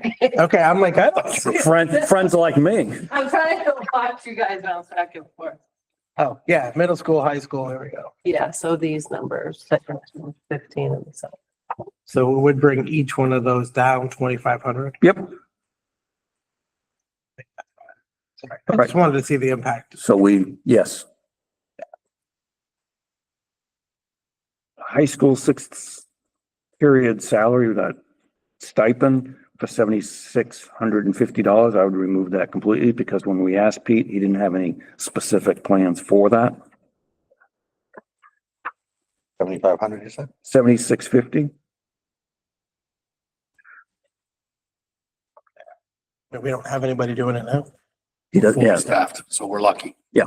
We lose one person though, again, right? Yep, just, I'm throwing it out there. I'm good with that. Cindy, Mhm. Steve. All right, so that's 7,650, Marjorie. I'm gonna rely on you on the unified sports because we've got about 4,600 and 4,500 in unifieds that we're not running currently. Last year, I would have recommended, but if it's, is it busing? Is it lack of coaches? Is it lack of students? All 3. Oh. Again, last year, we removed other sports. And if we don't believe we're gonna have it next year, And can I just make the suggestion, we pick half, leave half and pick half? Just in case we do have something that we can, does that make sense? how about this? I'll take the unified basketball at 22,340 and what do you want to add to it? As opposed to taking half. Then just take the track assistant. Okay. Does that work for everybody? So that's ends up a little more than half. So stupid question, maybe. Yep. Is there a difference between regular track and unified track? Yes. It's the whole separate. Oh, yeah, I'll explain to you later. All right.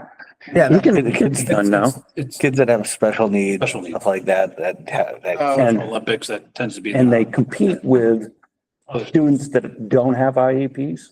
Okay. So for example, on the basketball team, there might be 2 individuals with an IEP on the court with 3 individuals that don't have an IEP on the court. And the game is not score as much the outcome is not as important as As the game. the game and the camaraderie. Because, you'll have students helping the other team. Yeah, Right. Yeah, do this, yeah, so, and that's what it's about, so. All right, so that would be 22,340 and 567, right? Yep. Are we okay with that? I would not cut that. Just for the sheer fact that I think this the sheer fact that we don't have anybody playing this year. I don't know because we've had somebody just about every year, but we've had a unified sports team. It's the first year I can remember that we haven't had one. Didn't have it last year either. Yeah, but we didn't have buses last year either picking them up. I think. That was An individual, top of my head, that was part of it. There was other issues too. So in my mind, I would keep it there because it's a select group of individuals who I understand. would use this, and I want to make sure they know it's still there if they want to. Where, everybody else? I could go either way. I'm Definite maybe? not committing. Just say that's not helping, Cindy. Not- I was leaning towards. Well, there's keeping three of it. you guys. It's only like. We're not gonna do anything with that? Yeah, it's like $4,000. It's Trying to fine. reach out to Jeremy if I could get some more info, but okay. All right. Next one I'm gonna do is decrease in replacement employee salary and benefits. Because salary this year, not a lot, but significant. Health insurance at 611,000. So I'm gonna suggest we cut 300 for those items. And that includes salary, health insurance, dental insurance, life insurance, long-term disability, social security and retirement. I won't use 22, 23 because that was the tail end of COVID with lack of teachers, so that there would be a significant, the budget we just got done in June, we ended up with 1,051,155 excess between all those items. This year, granted, 1 month in, we're at 720,000. Well, 611,000 is health insurance of that. All right, so sorry. Mm-hmm. Where in this book am I? The whole book includes all these line items added up. So there's no one I line can't look specific. at all of this again. I can't find one page most of the time. And now I'm asking you to look at every page at the same time. Yes, you are. You're saying we have an excess, so you're saying, Year in and year out, yes. so you're saying just go ahead and take 300,000 off Yep. the excess? Yeah, in the budget we're in now, it was 150, and that was just salaries we looked at. Granted, it could be any place else. In the years past, it's been as high as, I think, 250. Mhm. So And what we haven't, happens it if hasn't we get- always been done, but we always end up with excess in those areas. So if I'm understanding what you're saying, we have a lack of staff. And that's where this overage is coming from of 611,000. Well, yeah, a combination of factors. Over the last number of years, it's been staff related. This year, not so much. Because, salary is basically, we've got a positive variance of 122,000 this year. And that's just 1 month. going But by that's that. because we have people that we budgeted for that we didn't hire. Yep. And also, when you go through the full year, it's also the time when somebody a para could leave and we don't replace that individual because we Right. can't. Or it could be health insurance, somebody came in for the position I was in and I was buying family and Mr. Smith came in and replaced me and is only taking single. So that saves you 20,000 ballpark. And those are the types of things that are happening with don't take this the wrong way, the revolving door we have with all this on, comings and goings throughout the year, regardless of the year. And unfortunately, teachers have been more so in the last number of years. And it's part of that equation. I do, this year especially, we've 85% people that we've hired back is for the most part gone over or at where we are. And looking at health insurance, I don't know if I want to flip a coin on health insurance, whether they're going to take 2-person family plan or maybe they're not taking it at all because they're 25, but most of those people that we've hired have been step 10 and above, I think. I can't remember the last person. I mean, we've had 2 people that were step 1.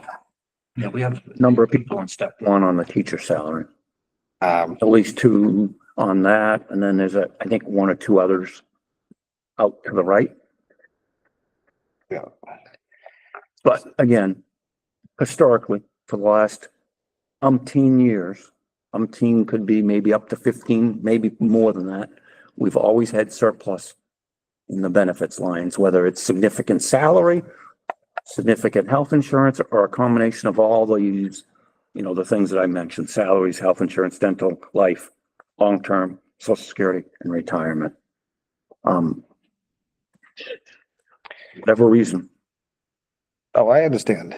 In my mind, though, if we're budgeting for the people, we got to budget for the health insurance as well. Well, yeah, and I'm not suggesting not to. I'm just suggesting that we look at the budget that we end up at the end of on June 30th every year, where we've got significant hundreds of thousands of dollars, sometimes millions, over $1 million in excess funds in those lines. When you add them all up. Yeah, I'm with you on cutting. What Okay. did you say? 300, 300,000? yep. I believe this year is a different story compared to previous years. I believe this gets cut in the default budget as well. And that we need to choose where it's gonna come out of. Like, we can't just say salaries or benefits anymore. I believe we actually have to pick people. We have to what? Pick people. I don't think we can sit there I think the law changed last year, if I remember correctly. I don't. So don't know at this point. That's something like, once you guys decide the budget, I dig in and I work on the default and look that stuff up. So I'm gonna go through all my notes and stuff. Go ahead. So we've had this conversation, I've had this conversation at least 6 different times in different settings. I wouldn't be for it, because if we have a staff of 200 that we need to have or we want to have, and we've hired 180, and we can't hire them, I think not planning to hire them is, I don't know that that's the right way to go. And at the end of the year, what we end up doing is giving that money back to the town most of the time anyway. So I get it. It's a money in, money out. And are we planning for money? But I have a hard time saying that if we have a staff of 200 that we need to have to consider ourselves fully staffed, if we cut money off the top and somehow happen to hire enough people that goes over that threshold, now we're at a shortfall and we're not going to have enough money to pay them their benefits in our budget, and we'd have to make some sort of emergency change. I understand what we're trying to do. We're trying to keep the taxes low. I understand we're trying to keep this money from doing that, but our job is to plan for the school year the way it needs to be planned for first, and be cognizant of the budget at the same time.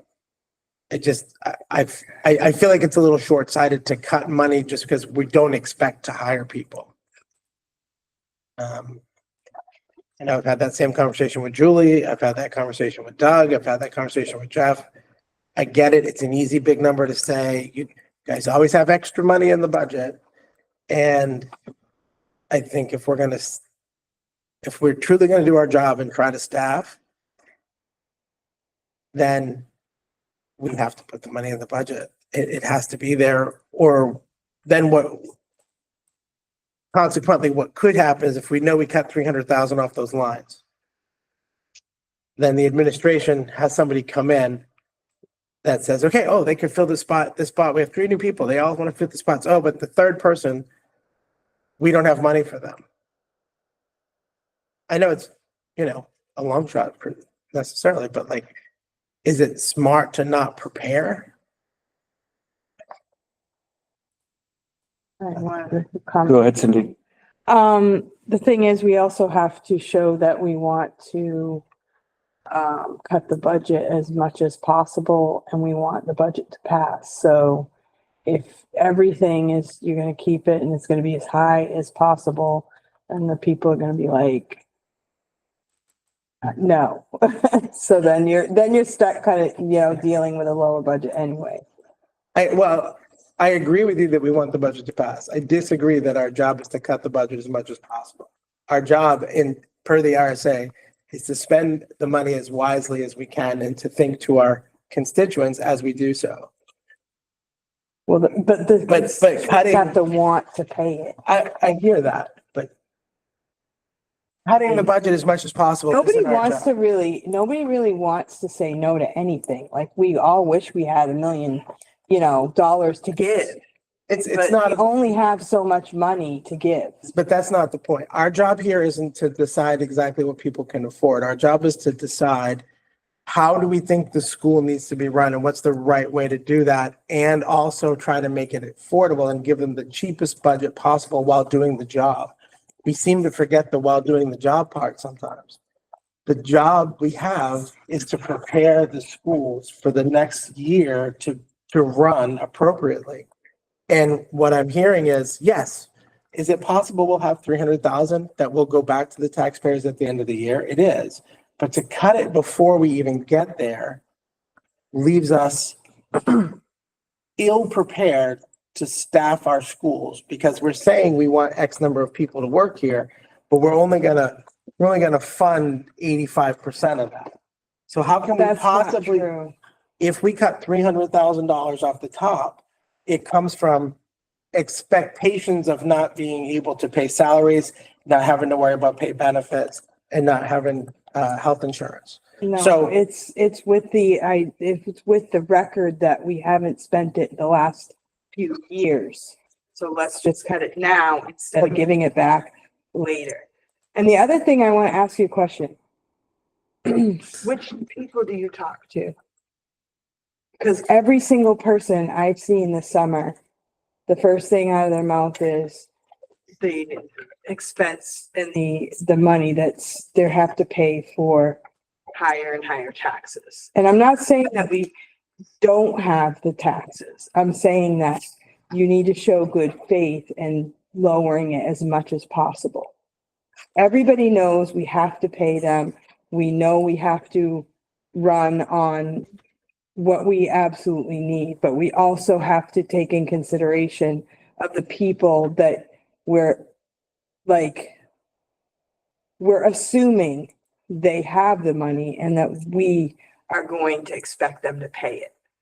And we have to show good faith to that. We do. And I talk to the same people, and I'm one of those people. I pay higher taxes every time our taxes go up, just like everybody else. Right? How that works, huh? Right. If we were a business,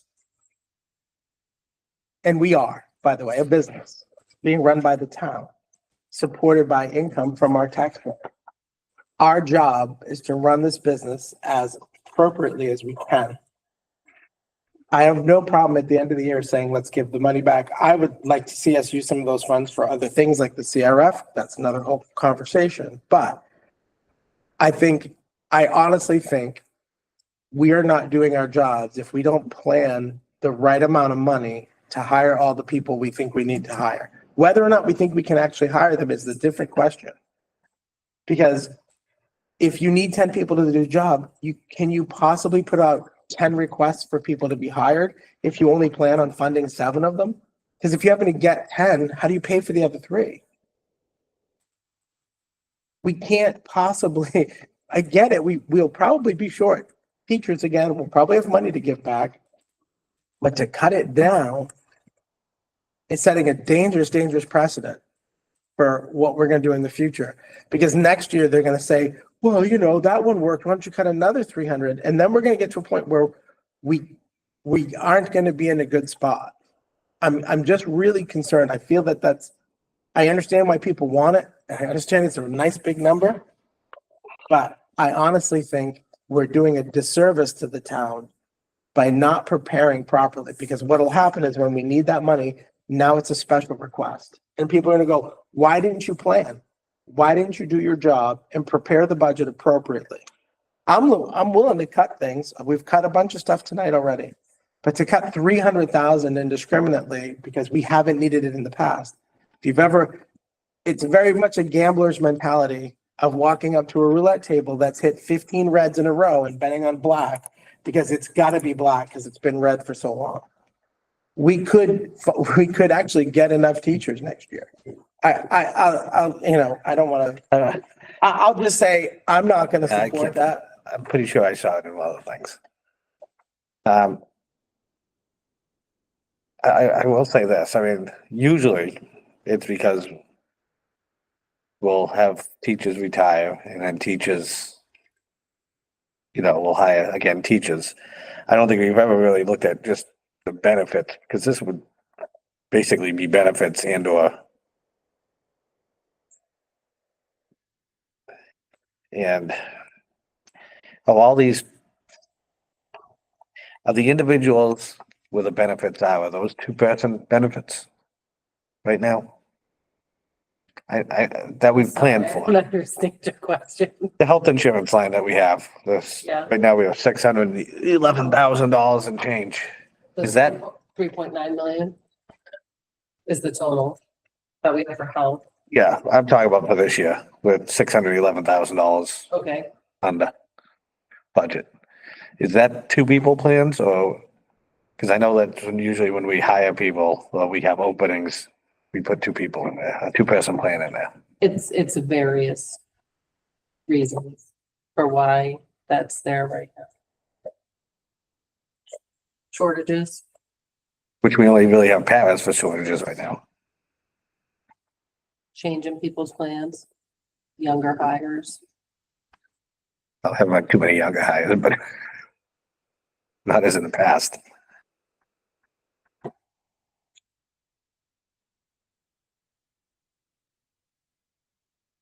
And his, But for every open position that we do have, I did budget a 2-person. But you have to, because if they choose two-person and you only budgeted for one, now we can't pay for it. Well, if somebody comes on with a family plan, right? Like now I'm short, then I'm budgeted. you choose the middle ground. Yeah, if we don't, It's kind of like a halfway. A few things. One, ballpark, our salary and benefits for this budget traditionally is about 2/3 of the Mhm. budget. So I'm gonna take 20 million. And 300,000 of that is 1.5%. Very small amount when you take the percent.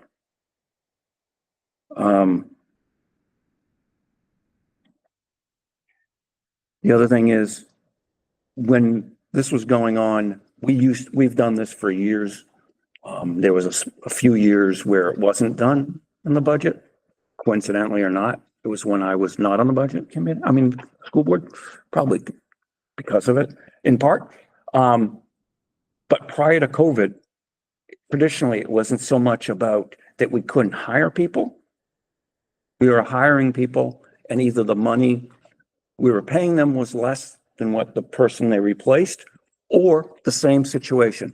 People come and go, paras don't start. We don't hire somebody day one. They're not getting paid until they come in the door. And things along those lines were a result of that. And we've never been in the situation since we've been doing this where we haven't been able to hire the people is because of it. And we've been doing it, removing this line.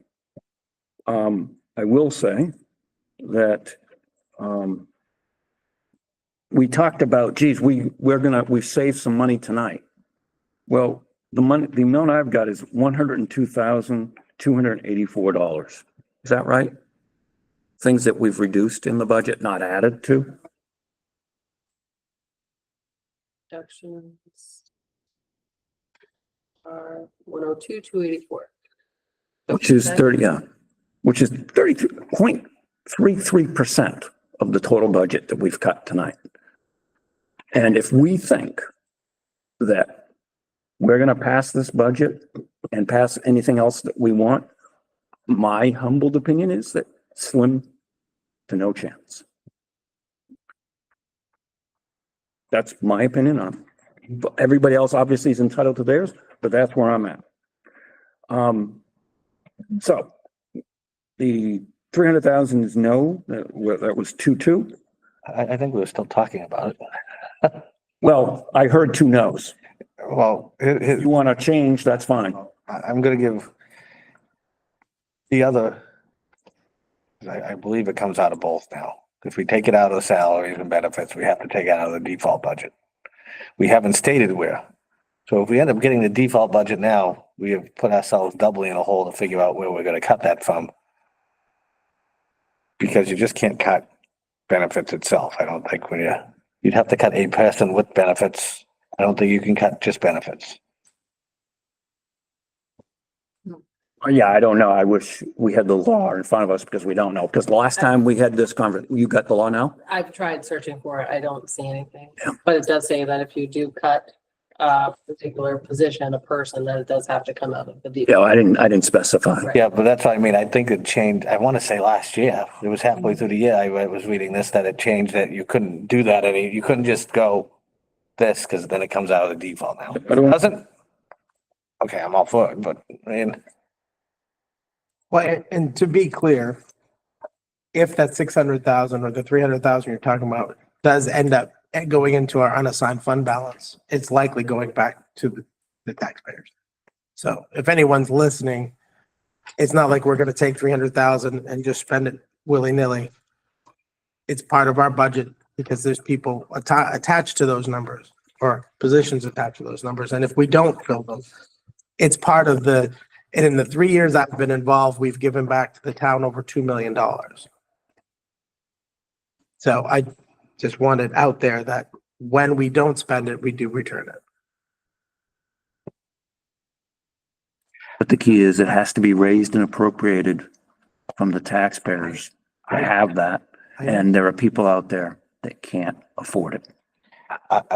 I will sit there and I don't know how to put it. This is technically a final number. Nice collection. Yeah. I will sit there and See 'em. I will sit there and take it out of the benefits thing. But I want to know if it's going to come out of the default budget or not now, because that's all. I I've been mean- researching it since you said it and I can't find anything Well, about it. I don't see. It's going to be for another date, if anything, so. Don't we have to have a final number today? Well, that's a gift to the budget committee. It's not like the town has changed their budget committee numbers 25 times. Well, sure. Well, it's been at the budget committee, so. So are you changing to a yes then? Yes. Anybody else? Because I was going with no and then I got to change it. I don't want to. Okay. So I guess we're reducing it by 300. All right. So anybody else have anything that they want to discuss before we figure out where this ended up? All right. You could 31,653,240. 653.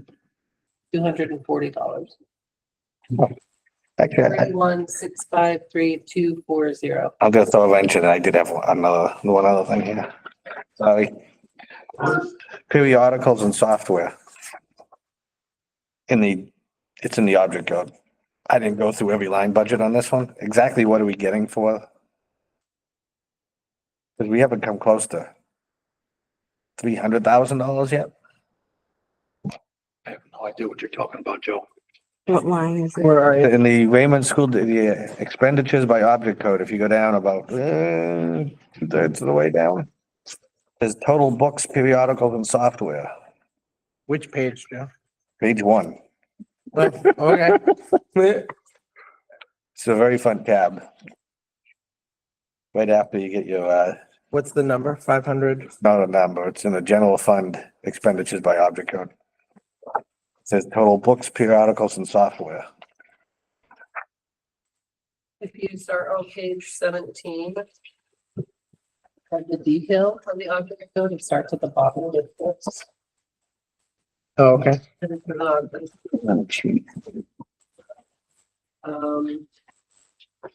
So 120. And. How much should we take out for, That's a lot of software stuff too. Yeah, it is. let's say about 150 is for curriculum. So we have Curriculum. books for 125, and I know that we moved some of it to the high school. Also includes the SAU computer software, Take off the Microsoft Offices, Frontline. I know Todd's, software kind of pretty. Well, on the $125,000, where it says curriculum coordinator books. Yes, that's the. iReady when we buy. So we're looking at math and science. I thought did we already start? I thought we already bought those. No, we're looking at 7th and 8th grade in high school. Really? That's And then we had a conversation when we first talked about looking at curriculum for grade 7 and 8 in math, looking at some high school science and math too, books. I'll be honest, I don't remember, but I'm not saying I didn't. I just don't remember. Yeah, it was one of the first days Of, when we went over this. so back in October. Yeah, So I've been an excuse. that you typed, I'll let you slide. Thanks. So did we buy half of it this year? Or some of it this year? We bought everything. We've bought math, iReady, K-5 or K-6 this year. And next year, where you're saying you Grade would. 7 and 8 of curriculum in math, and we're looking at some high school math and maybe some science. All depends on how much we can buy Buy for what? for that amount of money. Okay, thank you. We can go back to the original number. Oh, that's fine. I just. So if I got my numbers right. So we're at 31,653,240. And the budget we've got existing today for 24-25. No, 24-25 is 30,723,861, which is a difference of what? Do you have that? About 900. 900 something, yeah. Which is fine. I can calculate it. 929,379, 929, 379. 379. Nine's a wild. And that's a 3% increase. 929, 379. It's about 67 cents increase, 69 cents increase, sorry. What am I doing? Had to get good help.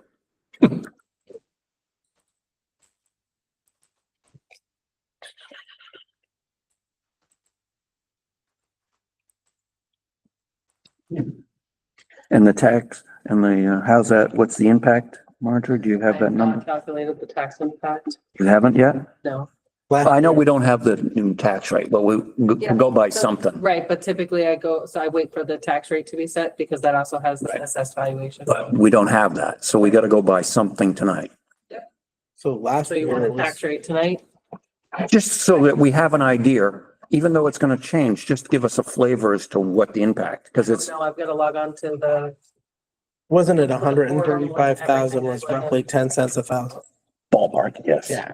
Yep. So with And I that don't- I'm number, not- it's about a 69 cent increase. Yeah, because when I was coincidentally, when I walked in, we were at 963,615, which was 71 cents. So we're about 40,000 or no, So that includes 30,000 the less. two initiatives we added plus all the stuff we cut. Yes. We'll go with 69 cents. I'm sold on that. sorry, it's, if you What's guys that? are waiting. I said, I'm good with 69 cents. I'm sold on that. yeah, it's ballpark. That's all we're looking for, Marjorie. We're good. Oh, okay. I gotta log on to the portal and get all the information, sorry. Good on that. All right. So I'll entertain a motion for the budget then. I'll make a motion that we accept a budget for the 25-26 school year, of $31,653,240. I'll second that. Is it 40 or 46? 40. I had 40. My pen ran out of ink a little bit there. Just to be clear so that we're all on the same page, Marjorie, please. What are you looking 30 for? mil, 31. The budget we went to tonight. 31,653,240. Okay. My pen ran out of ink when I was doing the second. Somebody got that. All right, so we've got a motion for the budget. Do we have a second? I second. Steve seconded. Discussion? Yeah, I'll be honest, I'm torn. Because if I had my druthers, I'd be much lower than what we are. And I'm disappointed that we only came up with 102,000. We talked about, oh, there are things that we can cut. Came up with 102,000 plus the 300, but that's contingent. The 300 is contingent on it not being default, right, Joe? Right, like the past, like it was in the past. No, I understand. So I'm gonna have to vote no, just because I'm not gonna vote on a contingency. I think we should cut some more staff. Oh, yes. I'm just, Yeah, I just assumed we were doing the vote, no? I asked for discussion and I Oh, opened okay. discussion. So I thought you started. Yeah, No. I have a question. Go ahead. Like, how does that work? I know last year that happened too, that you voted no on the budget, Yes, I did. but we, worked this hard on it. What would it take for you to vote yes on the budget? I think he stated more cuts. Adding more teachers, I would suggest, yeah, I think there are two other teachers that we could be but that's only Cutting. gonna go down, what? ballpark 150,000. That's at least, that's over 10 cents. There were other things that I suggested cutting that didn't get cut. But again, we've got to look at what do we think the voters will support? Because if they vote no on a budget, we're hurt by that. But then they're going to vote no on other things because if their thought, and I've heard people say it, I vote no on everything because I would have supported X, but I can't support the whole thing passing. Mhm. So as opposed to supporting something they do truly support, they vote no on everything because they're fearful if they support something, Mm-hmm, all of it will pass. mm-hmm. And, I've said all along that my number one objective this year was to help get a beneficial teacher's contract.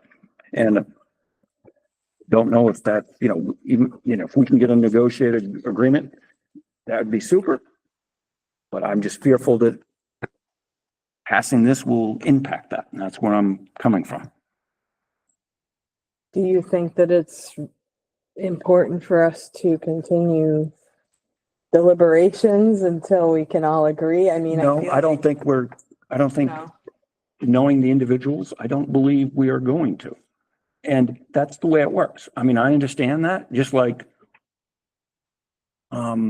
any other vote, right? I mean, there are times when some of us will bend a little bit and to get a unanimous vote on something.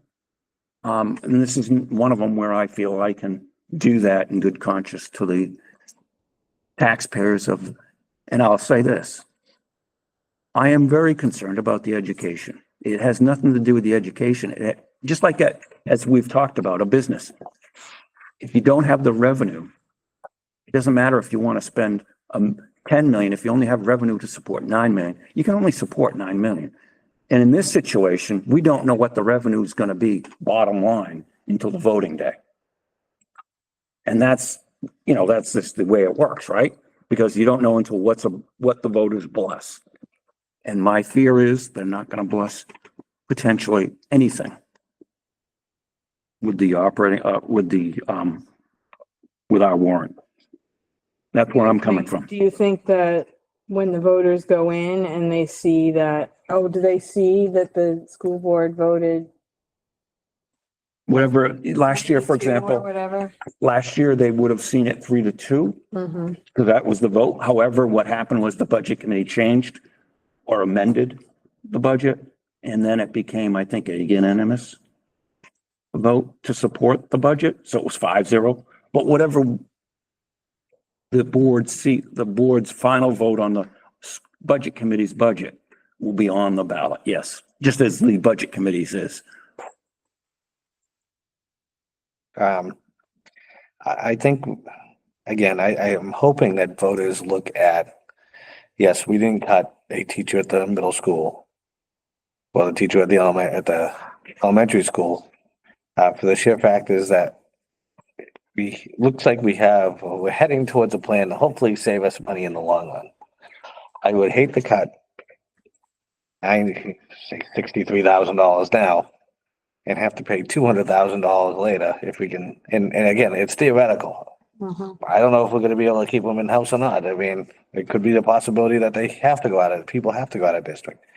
But again, with the cost of student services going up 55% since 21-22, and our regular education budget going up 7.7%, I don't see how the voters can sit there and say, we're not doing our job. I mean, we're trying our best to sit there and keep special education services down, which means we have to, try to hire certain people, try different ways to keep people in-house because special education services are going up. And right now, it's going up even far harder on the taxpayers of Raymond because the state, which I'd like to talk about in 1 minute, is not giving us the appropriate amount of money, which I think they are obligated to for some reason. So I don't know how they're getting away with sitting there saying, oh, we have a shortfall today, even though we're required to do this stuff. We can't sit there and say no to all these students now. It's like, oh, sorry, state can't afford it and we can't afford it either. See you later. You're leaving the school. Yep. So I'd like to ask our attorney, or, how can they get away with saying you don't get the money that for special education when special education is a requirement, just not in the state, but federally. It makes no sense to me whatsoever. So I'm hoping that, when it comes to that, if we can keep our people in district as much as we can.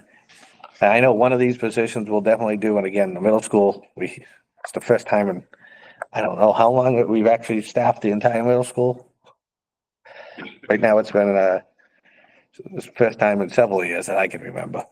And again, like John said, we're always short on, but now we have at least one teacher who's been there. We're not taking in somebody new, or we're looking for a long-term sub that we're trying to all of a sudden place in the middle school and crossing our fingers that they can do the job. We have a teacher there that's been there that can do the job, and hopefully they can slide in or work with, like we had the 8th grade this year. I think we had somebody they kind of absorbed social studies into the other classes. If we have somebody who's there trained, we can do that. And they're not saying they're hiring somebody that's brand new or has zero experience to do that. So that's why I do like the budget as it is, because I think it's going to save us money now and in the long run, looking at the plans that we talked about today. But I think we have to look at that long term. It may not happen it's not going to happen overnight. It's not going to happen this year, but next year it could definitely help us. Because our special education costs are just going through the roof, and we're one of the lower districts, I think, when it comes to that. There are many districts that are above 100, 200%, because costs have just gone out of control. I will just say too, I know a lot of people don't. There are those who do watch our meetings. And I hope that those who are paying attention see the level of discussion that we have and the struggle that we have to try to provide the right amount of services and keep the budget as low as possible. And so, we can only put forth the number that we agree on and hope that they support it.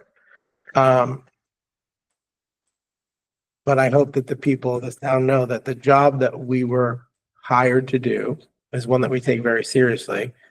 And while we may not always agree on every line item, right, that we are here to make sure that this education can be as good as it can be for the kids and as inexpensive as possible for the folks in town. There's nobody here who's just look, we cut $8,500 for cameras, and in the grand scheme of our budget, $8,500 doesn't exist. It's a penny. But we were like, okay, let's cut it. They don't need it. It may not have been as big as you were hoping, John, but I'm hoping folks see that we're looking that granularly. We talked in depth about $2,000 for Saturday detention teacher. Like, we're looking that granularly at items to see what we can cut. So I'm hoping folks will look at this process and actually pay attention to it, because we've all heard the negativity around us. I know last year I missed one meeting and there was people in here freaking out, understandably, because taxes went up a lot, but we're not doing anything willy-nilly. I apologize, and I totally forgot. Yes. He's willing to cut that $2,000. Oh. It escaped my mind. Will you approve? Saturday. something now? Saturday detention. There you go. There's one more. He's like, yes, but the bang for the buck is not quite there. I got the numbers here. Mhm. But It was $2,000. That's what I remember. Ah. Yeah. It's a I'm headache. trying, yes. So he's like, you know, It's a lot of work for a so little kids, bit of. they don't go to Saturday. So do we have to They go to amend Saturday school. 2,000? Well, we haven't voted on Go to it. ISS. So if they don't go to the Saturday detention, then they got to serve a half a day ISS. So they're choosing that route. And if they don't go to that, then they go for a full day out. Well, some of them are two. So it's not what is typical. It's just not The juice ain't worth the squeeze. that. Mhm. I mean, You that's- laugh every time I Well, say that's it. Sorry. the difference in I said that, I was like, oh Like- my God, he had that conversation If with. they're coming in late to school and coming in one more day, doesn't really make a whole lot of sense. Well, it's old school that did, Cindy. It Yeah, I just know. doesn't, you know, I would have kept me. that would have made me go to school. I would have been on time and wouldn't have. We want to make an adjustment? Sorry. No, that's fine. Yeah. All right. We have the motion.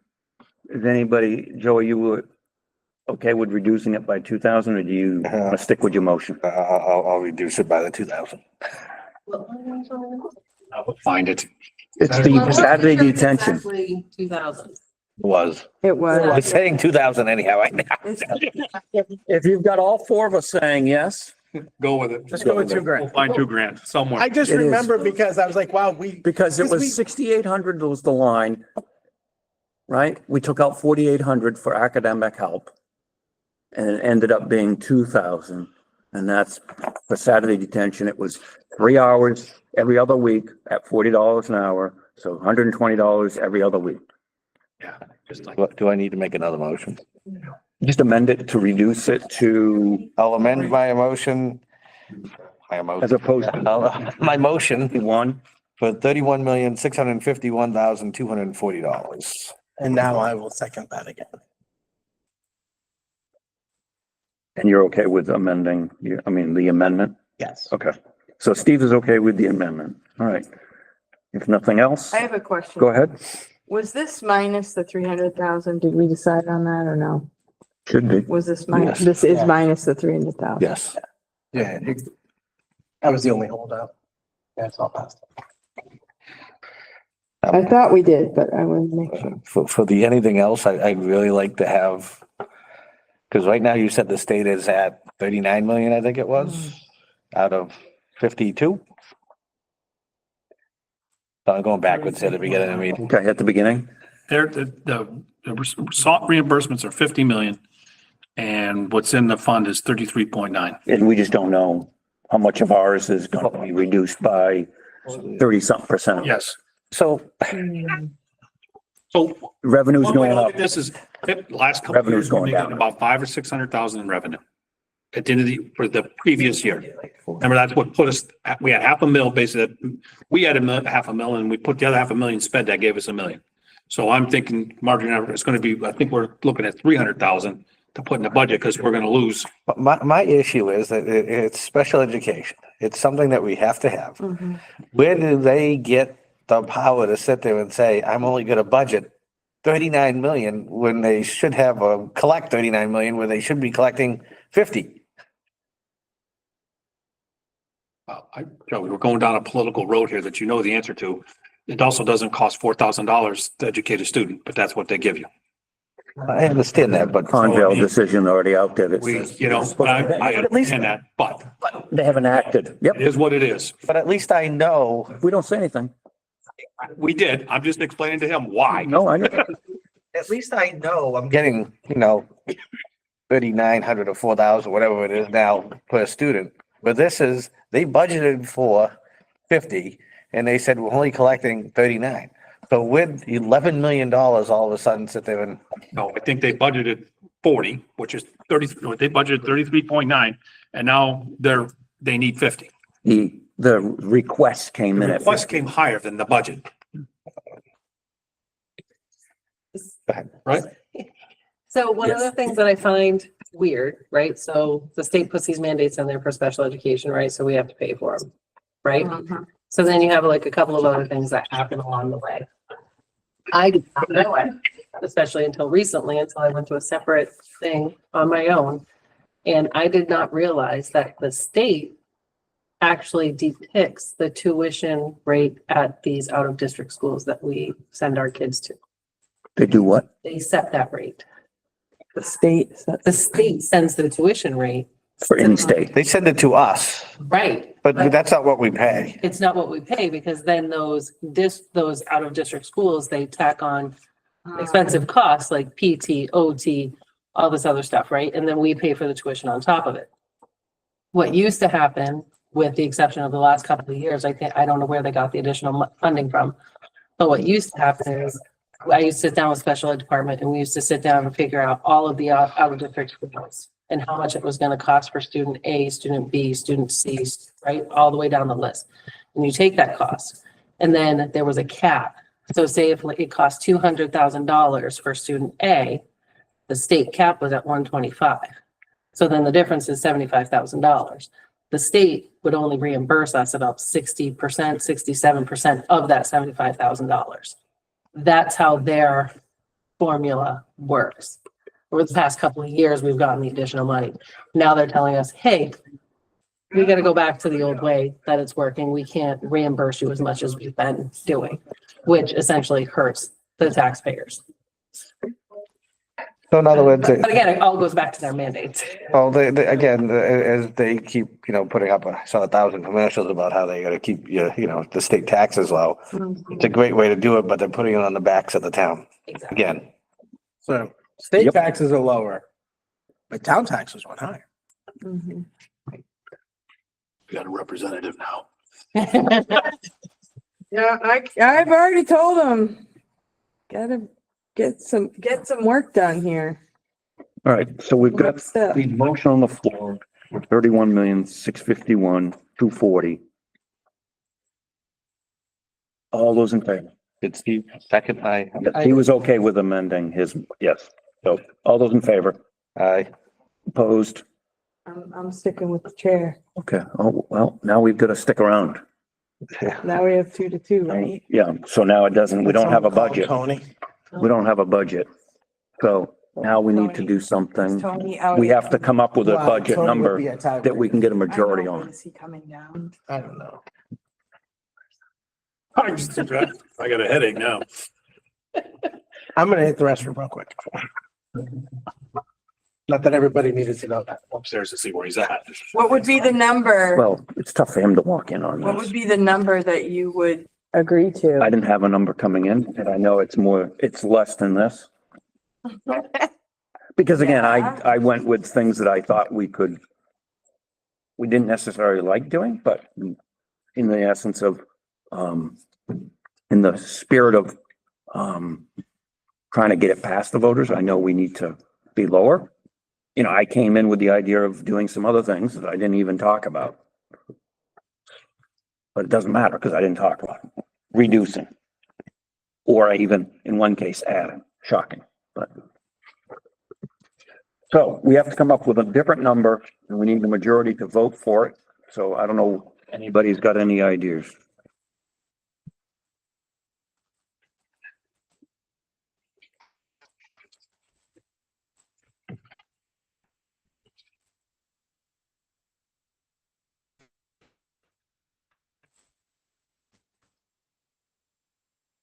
I'm gonna have a cricket phone. No, I'm gonna use the restroom. I thought it was gonna be able to use it in 2 minutes.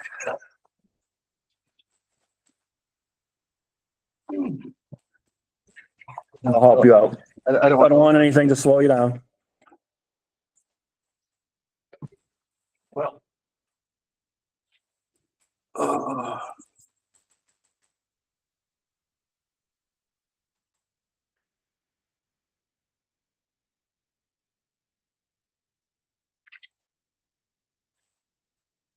Well, I mean, I feel like, Well, It's only fair. I would wait for everybody. okay, we'll wait. Just because Okay. you'll have to repeat what you just said. Mhm. Make sense? Marjorie? The two special education lines, the 200,000, 100 for each. Did you put that in that number? Oh, yes, yes. So it is in Sorry, I there. thought you were asking if it was in the stuff I updated with you today. No. It's So updated in the 31,651 number includes the 100,000 for each of those two things. Yep. Okay, I just trying to keep track. I made my note and I didn't check back when I should have checked.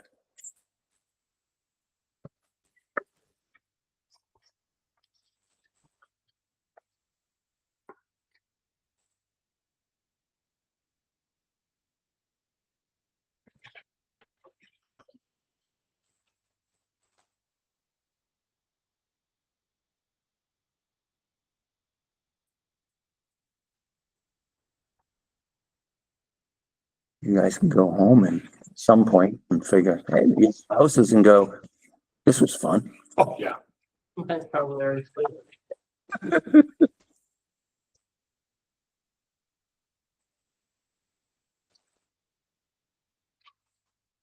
I naively thought 8 o'clock.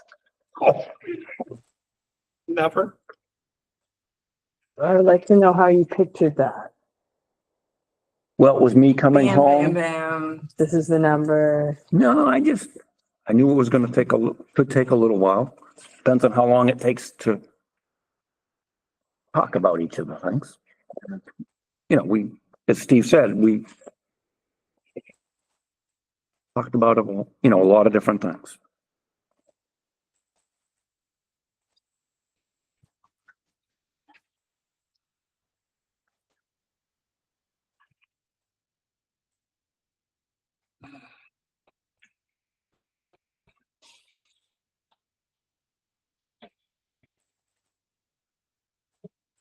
Did you run out to get it?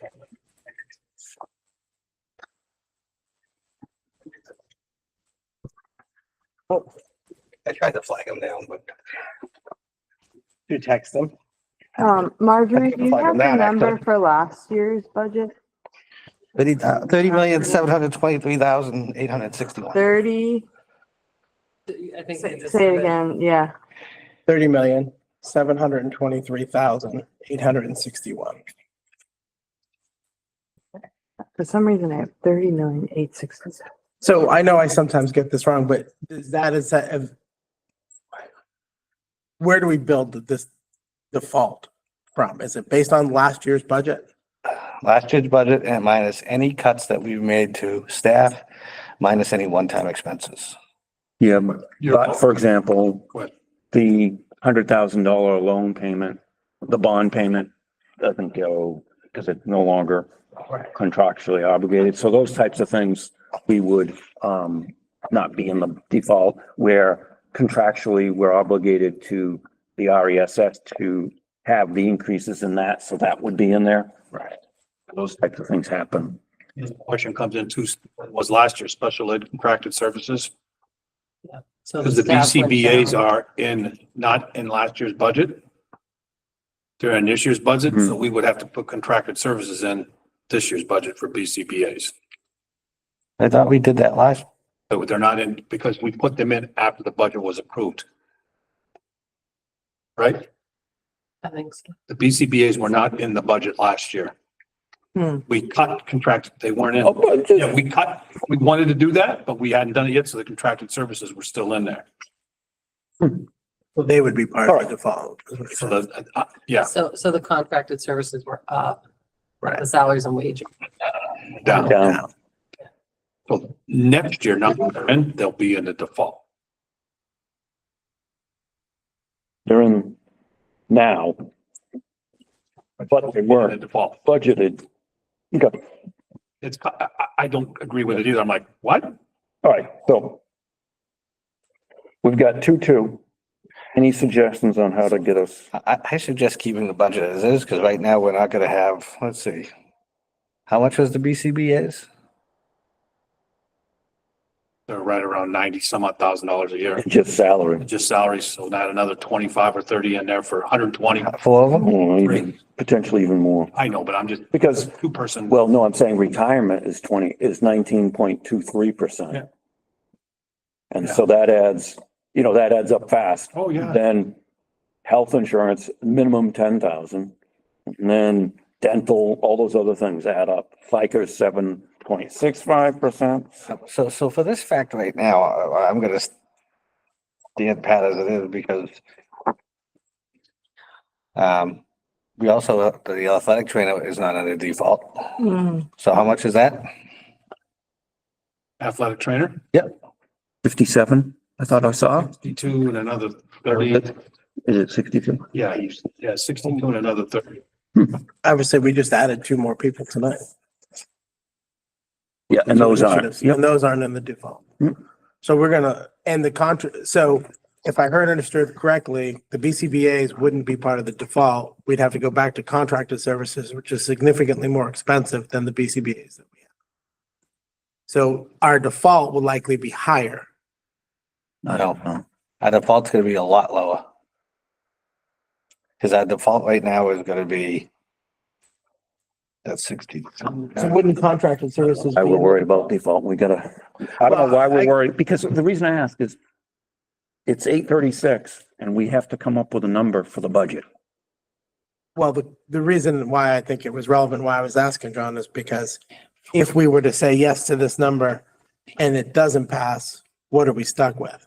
That's my concern is, Right, but we How don't low- have a number. well, that's why I was asking. What's the difference between contracted services and the BCBA. Well, I BCBS? have to email Jody that now. What do we have contracted services right now offhand? I mean, general amount? Contracted services. Is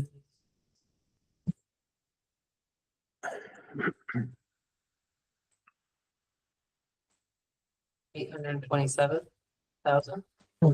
But right now, for this current year, it was 1.1 million. But we decreased it because of those.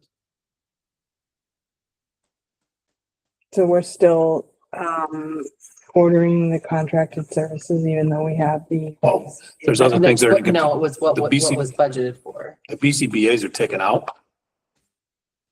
Oh, but we still have OT, PT, speech that have to be paid for that we can't hire people. And that's for out of district kids or is that for in district kids?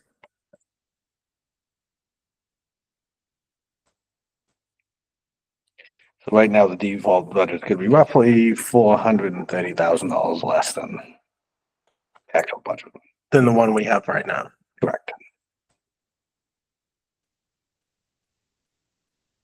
That's a $1.3 million swing.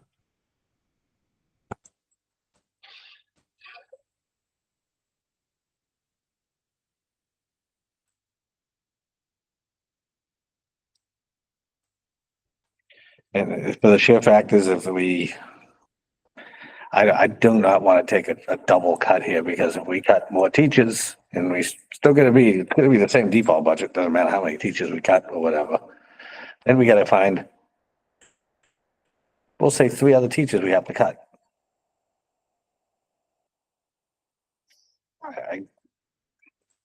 So why doesn't John want to agree to this budget?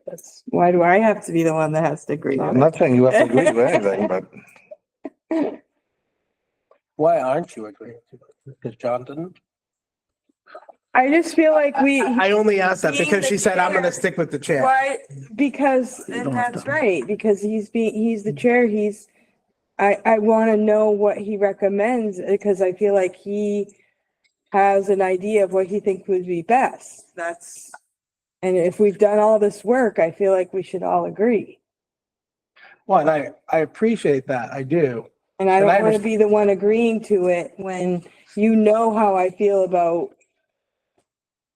this is a lot of money for the taxpayers, and I don't want to be the one that's, But that's our job. agreeing to it just because I want to go home. No, don't agree to it because Because you I want want to to go go home. home and I want to get this over with, and I I think- just say, yes, we're done. No. That's not really fair. to me. I'm not asking you to say yes just to get us out of this room. I'll stay here till midnight if we have to. I don't want to. But I'm asking you, my question was and the only reason I asked the question is your comment was, I'll stick with the chair. Mhm. So my question for you is there something in this budget that you think we could cut, that we talked about, that we voted against cutting? Because I'm not a fan of the 300,000 that we cut, but You guys voted it in. I accept it as fact. That's the way Okay, it what worked, was right? that? Say that again, I'm sorry. The 300,000 that we went back Oh, and forth right. on, right? Yeah. I don't like it, Mhm. but as a board of 4 people at this point, you guys, the 3 of you were okay with it. So that's the decision. I mean, I don't have to be happy, but I have to accept it. My question for you is, what is it about this budget that, Well, regardless of what John thinks or what Joe thinks or what I think, did you see anything in there that you think the kids could do without, that the administration could do without, that the support could do without? Because that's really the question is, I understand you want to kind of look to John because he's got a lot of experience in this, but the point of this is we're 5 people with 5 opinions from 5 different walks of life. The whole point of a 5-person board. so listen, is to have different I have a opinions. question for you. Yes. Why are you talking to me and not John? Well, Because I think I'm easier to sway, right? I'm not, I'm How not, about ask John? Why is I'm he not trying to holding sway out? you one way or the other. I was just asking why that was your comment. Because I I think think after John's- all this work, the chair should have more confidence, just like you're saying. Yeah. So ask him those questions. Well, I guess I kind of know John's answer. He listed about 7 other. That's not fair. You know Well, my answers too. John listed 7 other things he wanted to cut. It might be more, it might be less, but John had a list of other cuts he was asking us to make that we voted against, or we didn't vote for, however you want to look at it. So I guess I get a sense of, I know what John wants. Well, I I feel asked like- him for a number and Yeah. he didn't have a number for My, me. I don't mean to put you on the spot here, but Yeah. you're going to. My only concern was I believe it was 3-1 both times for the elementary school and the middle school to Mhm. cut the one teacher. But when it came down to the actual vote for the budget, it was, I mean, and those are the only 2 things that John would want to cut, but it was still 3-1 for So both of that's what I those. want him to say. If we cut those things, then I would vote for the budget. I asked him what number and I asked him what would he cut in order to agree to the budget, and he didn't give me a good answer, and I don't think that's fair. But we, And why do I have to be the deciding vote? I think the chair should be. I don't think you need to be the deciding vote, Okay. or John needs to be the deciding vote. My only concern was you voted in the affirmative, I believe, when we Yes. discussed both the elementary school and the middle schools, the teachers, that we agreed to the 1 for the elementary school and the 1 for the middle school. But none for the elementary school and 1 Yes, for I the middle did. school. I said, and I And- talked about it. But when too, it came yes. down to the actual budget, John is the one who wants to cut either the middle school teacher, but he already gave us his opinion on that. You said no, but I don't know where you would like to cut because you agreed with only the 1 teacher at the elementary school, at the middle school. And we were gonna keep the elementary school teacher because of the idea that Terry brought up about kind And the of getting principal, those, the yes. principal. Immediate issue. And that's the only reason why I'm asking, what So if else the would you chair like to cut? says, you know, hey, those are the only 2 things that I really have a problem with. That's what I want to know. did I think, yeah, I mean, Think- I'll say it in the reverse too, because We're assuming, because he's not I don't want to cut the 300,000, but I still voted for the budget because I know as a team, that's what we came up with. We, to Joe's point, we did the voting for So- each individual Tell item. the chair that. I think John's expressed his opinion. I don't know that, I hear what you're saying. You want him to say it again, but I think unless I'm putting words in your mouth, John, forgive me. It seems like I can those two- speak for myself. I'm those 2 good. teachers are the 2 of the things he would like. The things we already voted against him on are 2 of the things he would like us to remove. So, I'll say this, Cindy, I did answer your question. You might not have liked the answer, but I did answer it. Okay. What was the answer? I said I didn't have a number when I came in tonight Right. where I wanted to be. And that's an honest answer. So I don't know how else I can answer that question. However, I also have, I'm voted to represent all 10,000 plus stakeholders, as we all are. And, I view the world differently than everybody else, as do each of you, all view differently, right? And that's why we're the board, and that's why we've had that similar conversation. I just have, my mind is more geared towards apparently the taxpayers and what they can afford. And I haven't talked about this, but again, I reached out to the New Hampshire Department of Business and Economic Affairs, specifically the Office of Planning and Development.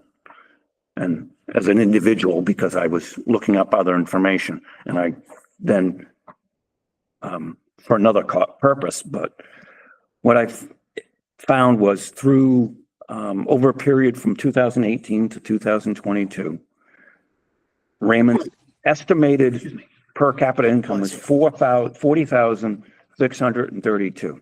And as I've said before, we're the poorest in Rockingham County. But it's not 40,000 anymore. It's more like 90.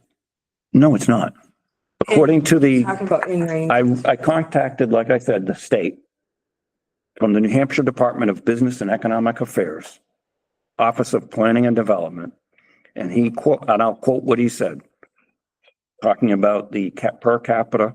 He said, as estimated over the period of 2018 through 2022, he said that column is the one to go by.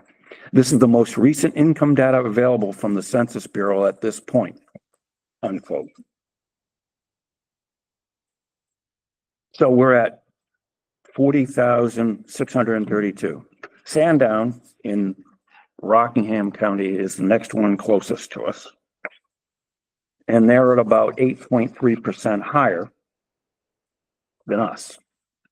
And Epping, which we often compare ourselves to, is at 53,323, which is about maybe 25% more than us. I mean, then if you add 13,000 to 40,000, that's about 25. Is that right? No, it's even more than 25%. So we have to understand our neighbors' ability to afford this. The per capita income is 40,000, significantly less than, for example, Epping, which we get, like I said, compared to against. Out of the 230 communities that are rated for this in per capita, we're 155th in the state. So there are 65% of the state that have a higher per capita income than Raymond does for this time period. And that's what I'm taking into consideration. All those variables, the ability to educate the best we can. I go by the theory of, just as at home or the business that we mentioned before, if I only have a revenue for that business of 9 million, I can't spend 10 million because I want to. I don't have the revenue for that. And like I said before, we don't know what the revenue is going to be until we vote in March. And that's the hard part, right? Because the voters then have the ability to say yay and nay to anything they want. So I won't go further, but go ahead, Joe. I mean, I'll just clarify. You asked me, and that's where I'm coming from. Okay, I so, wouldn't have shared more information if I hadn't been asked, but go ahead, Joe. the per capita income, yes, is, but when you look at the household income, medium household income for Epping is 95,000, which is only it's $4,000 more than what we are. But that in per capita is what every individual in this community, it takes in account for all those individuals. And that means that's what that per capita. I think that's the best variable to use, but that's me So what's the household income? $91,520 for Epping or Raymond. Raymond. Epping So is the average $95,396. What's that? He's saying the average household income is 91,000. Yep, that's, So we don't tax by person, we tax by household, nope, by property house, by property owner. not Right, the so- households, because for example, we Well, don't yeah. tax renters. They get hopefully taxed by their rent, Right. by the owner, right? So, I mean, but the for owner's not home- gonna give it to them for homeowners, free.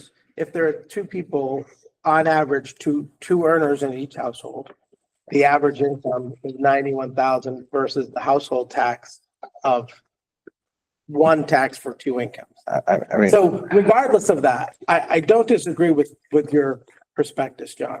I get it. We have people who have struggles, but our job is to build the best business plan we have for a successful plan. We may not meet those goals. We may not get that revenue, to your point. But our job is to plan appropriately for success. And I feel, even though we've made a huge cut I don't like, I feel that we have a plan that takes into account all those items and is a good plan for success. Will the town authorize us that revenue? I don't know. But I don't see anything in here.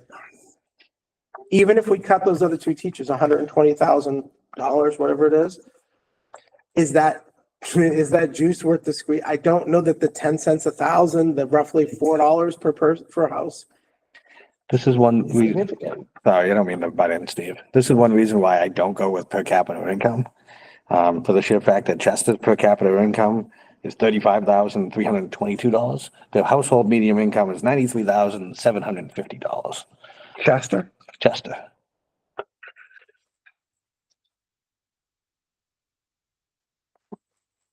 I'm gonna find it on my list. I have it, obviously, but I have every. They're 51,947 according to the state of New Hampshire per capita income. They're ranked 71st in the state, the ranking So if we're in going, per capita. Go ahead, Cindy. if we're going by the ability for the taxpayers to pay for their whatever, their property tax. Mhm. So what would be the number that we think they can afford? Like, how much can we cut this number that you'll be like, okay, I can handle that? Well, that's, everybody has to make that decision, right?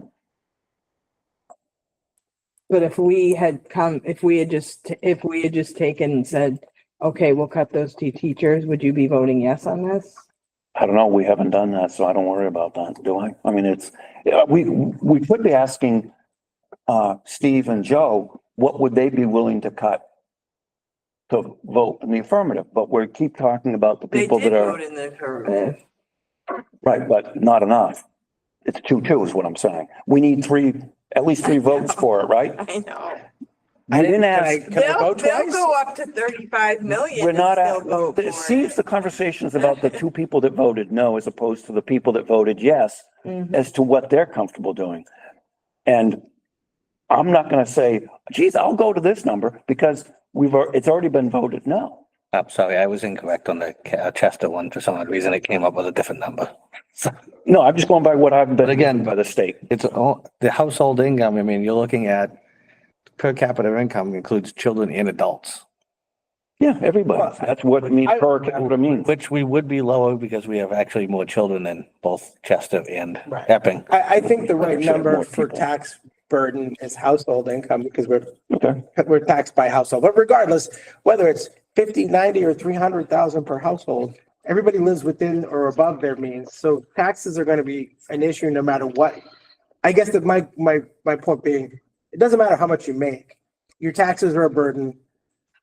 And it's going to probably affect you whether you make 300,000 a year or 50,000 a year, because we probably spend more money in your monthly taxes and your monthly expenses. You might have more bills, you might have more credit card. So taxes affect everybody. I know we have some low income folks, and we have some higher income folks. Mhm. The fact is, that's why I always return to the idea that our job is to build a good plan for the future. I think this is a good compromise plan for the future. I understand that people don't like the size of our budget, but the fact is, that's what it costs to run the school. We could take 10 million off this budget, and we're gonna have kids who are stacked up in classes like Cordwood, and we're not gonna have services for them. We're gonna have a lot of behavior issues. We're not gonna be a good school system. But could we take 10 million off the top? We could, but should we? I don't think we should. And that's where I'm at. So just to answer your question, I'll happily tell you, I don't feel comfortable cutting anymore because the only cuts we're looking at is personnel. And I think that's the most critical thing for good educational environment is to keep the teaching staff as high as we can. That's why I was willing to cut expenses when it came to cameras and every other piece of equipment. If you want to cut stuff out, equipment wise, you can always make do with equipment. People are the most critical resource for us. So that's why I don't feel comfortable cutting anymore. To answer that. Sorry, I have one more class. The kindergarten teacher that we put in the budget, they're not in the default. How much was that?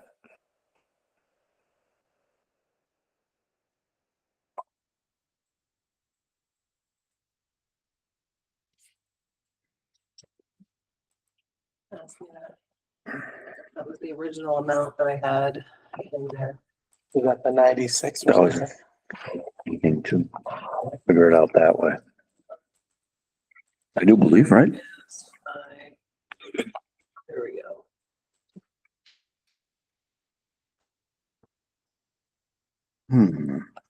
I say it, but do I mean it? Wasn't that?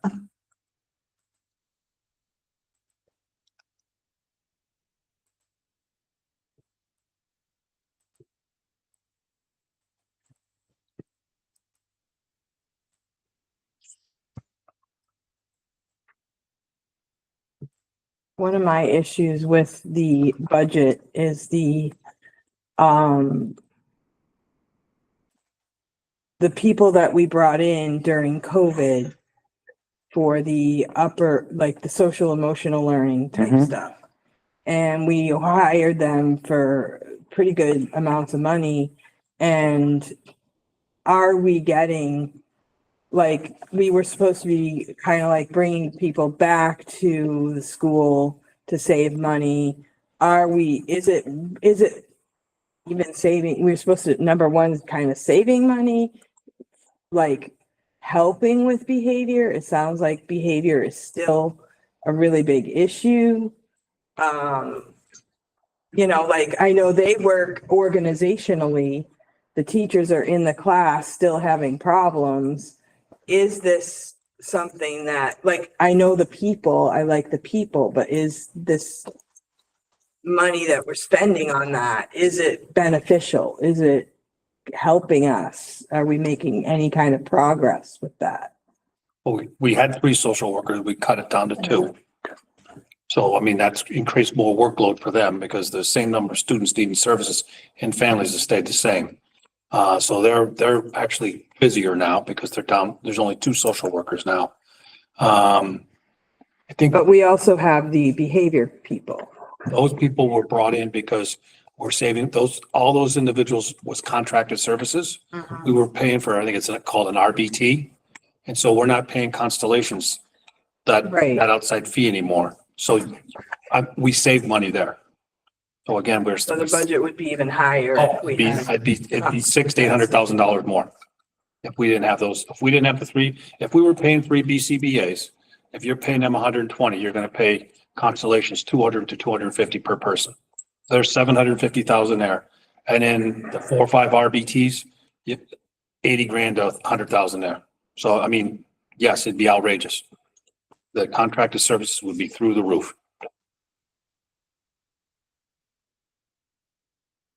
Kindergarten teacher is 103,247. So that would not be in the default. Correct, because it wasn't in the, So it wasn't. yeah.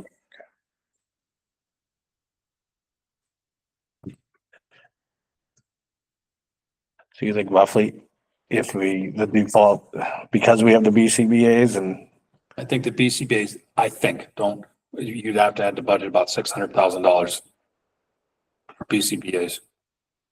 They're about twice as much. So if you're paying 100 grand, you're gonna pay them, or they're making 150, so 200, what did I say, 600? Right around $200,000 for a BCBA contracted services. Now, the behavior coaches have been in for a while, haven't they? yeah, those are still. CBAs came after. I think so. I'd have to do some history. Who's on first? Yeah. The BCBAs Mary in the was summer, hired right? before. And then we did the BCBA's after, I think. Yeah, the supervisor for the So coaches, right? Your lead coach was in the budget was approved for 23-24, So then they're all, in. but the behavior coaches themselves were not. In 23, 24, they were not. Oh, So there was- that's even more contracted services. yeah. Yeah, those are RBTs. RBT. That's what they're called. Stand for? Oh, geez. Responsive behavior technician, but I don't think that's right. Let me look it up. Pretty close. Oh, that's their contracted title? I think so. Are you worried about their contracted title? That's what it is. I was, Is it? yeah, I was Sure, John? curious. I'm asking. I thought you said that that's what it It's was. dark. I'm gonna look right I now. have no, I don't. It's the first time I've heard the acronym, I mean, the AB. It's red, blue, green. Red, blue. Really big trees? Is a, oh, I'll have to do some reading. Talking about BCBA? No, RBTs.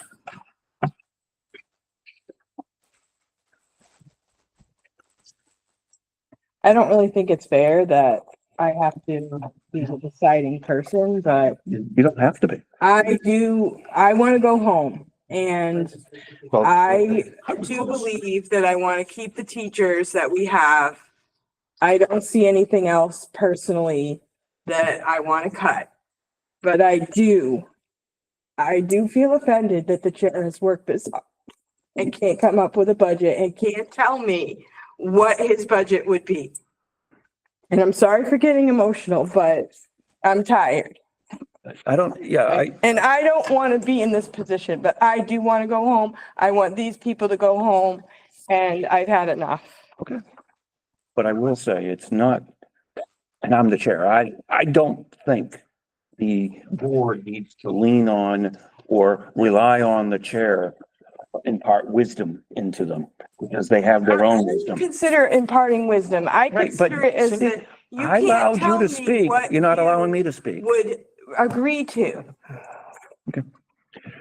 So are That's you, not fair. So the only comment I'll make real quick is it's not his budget, it's all of our budget. Yes. It's not, John's the chair, he organizes us, he keeps us in order. He drives us as much as he can. He spends a lot of time and effort. So I understand, he's been here a long time. He's got a lot of great experience and knowledge. But it's not his budget. It's and Tony's not here, but it's the budget of the five of us. Yeah. It's our board budget. So it's not And you just- can talk to all me all day I'm long, just saying it's not but just I, his choice. I told you what I think I know. and I told you my opinion so, and I'm not asking you to convince me otherwise. all right. So Cindy, what you're saying is you want to have a vote again, Mhm. so that you can change your vote, which is your prerogative. So I'll entertain a motion. Okay, I'll make a motion to, accept the 25-26 budget for $31,651,240. The one correct. Good job. Remember that. Second by Steve. All those in favor? Aye. Bye. I oppose. All right. Think we're all set? Is that right? You have what you need? Okay. Get a motion to adjourn, please. So moved. Second by Steve. All those in favor? Aye. Motion passes unanimously. Thank you, everybody. Do you want to keep this for Tony?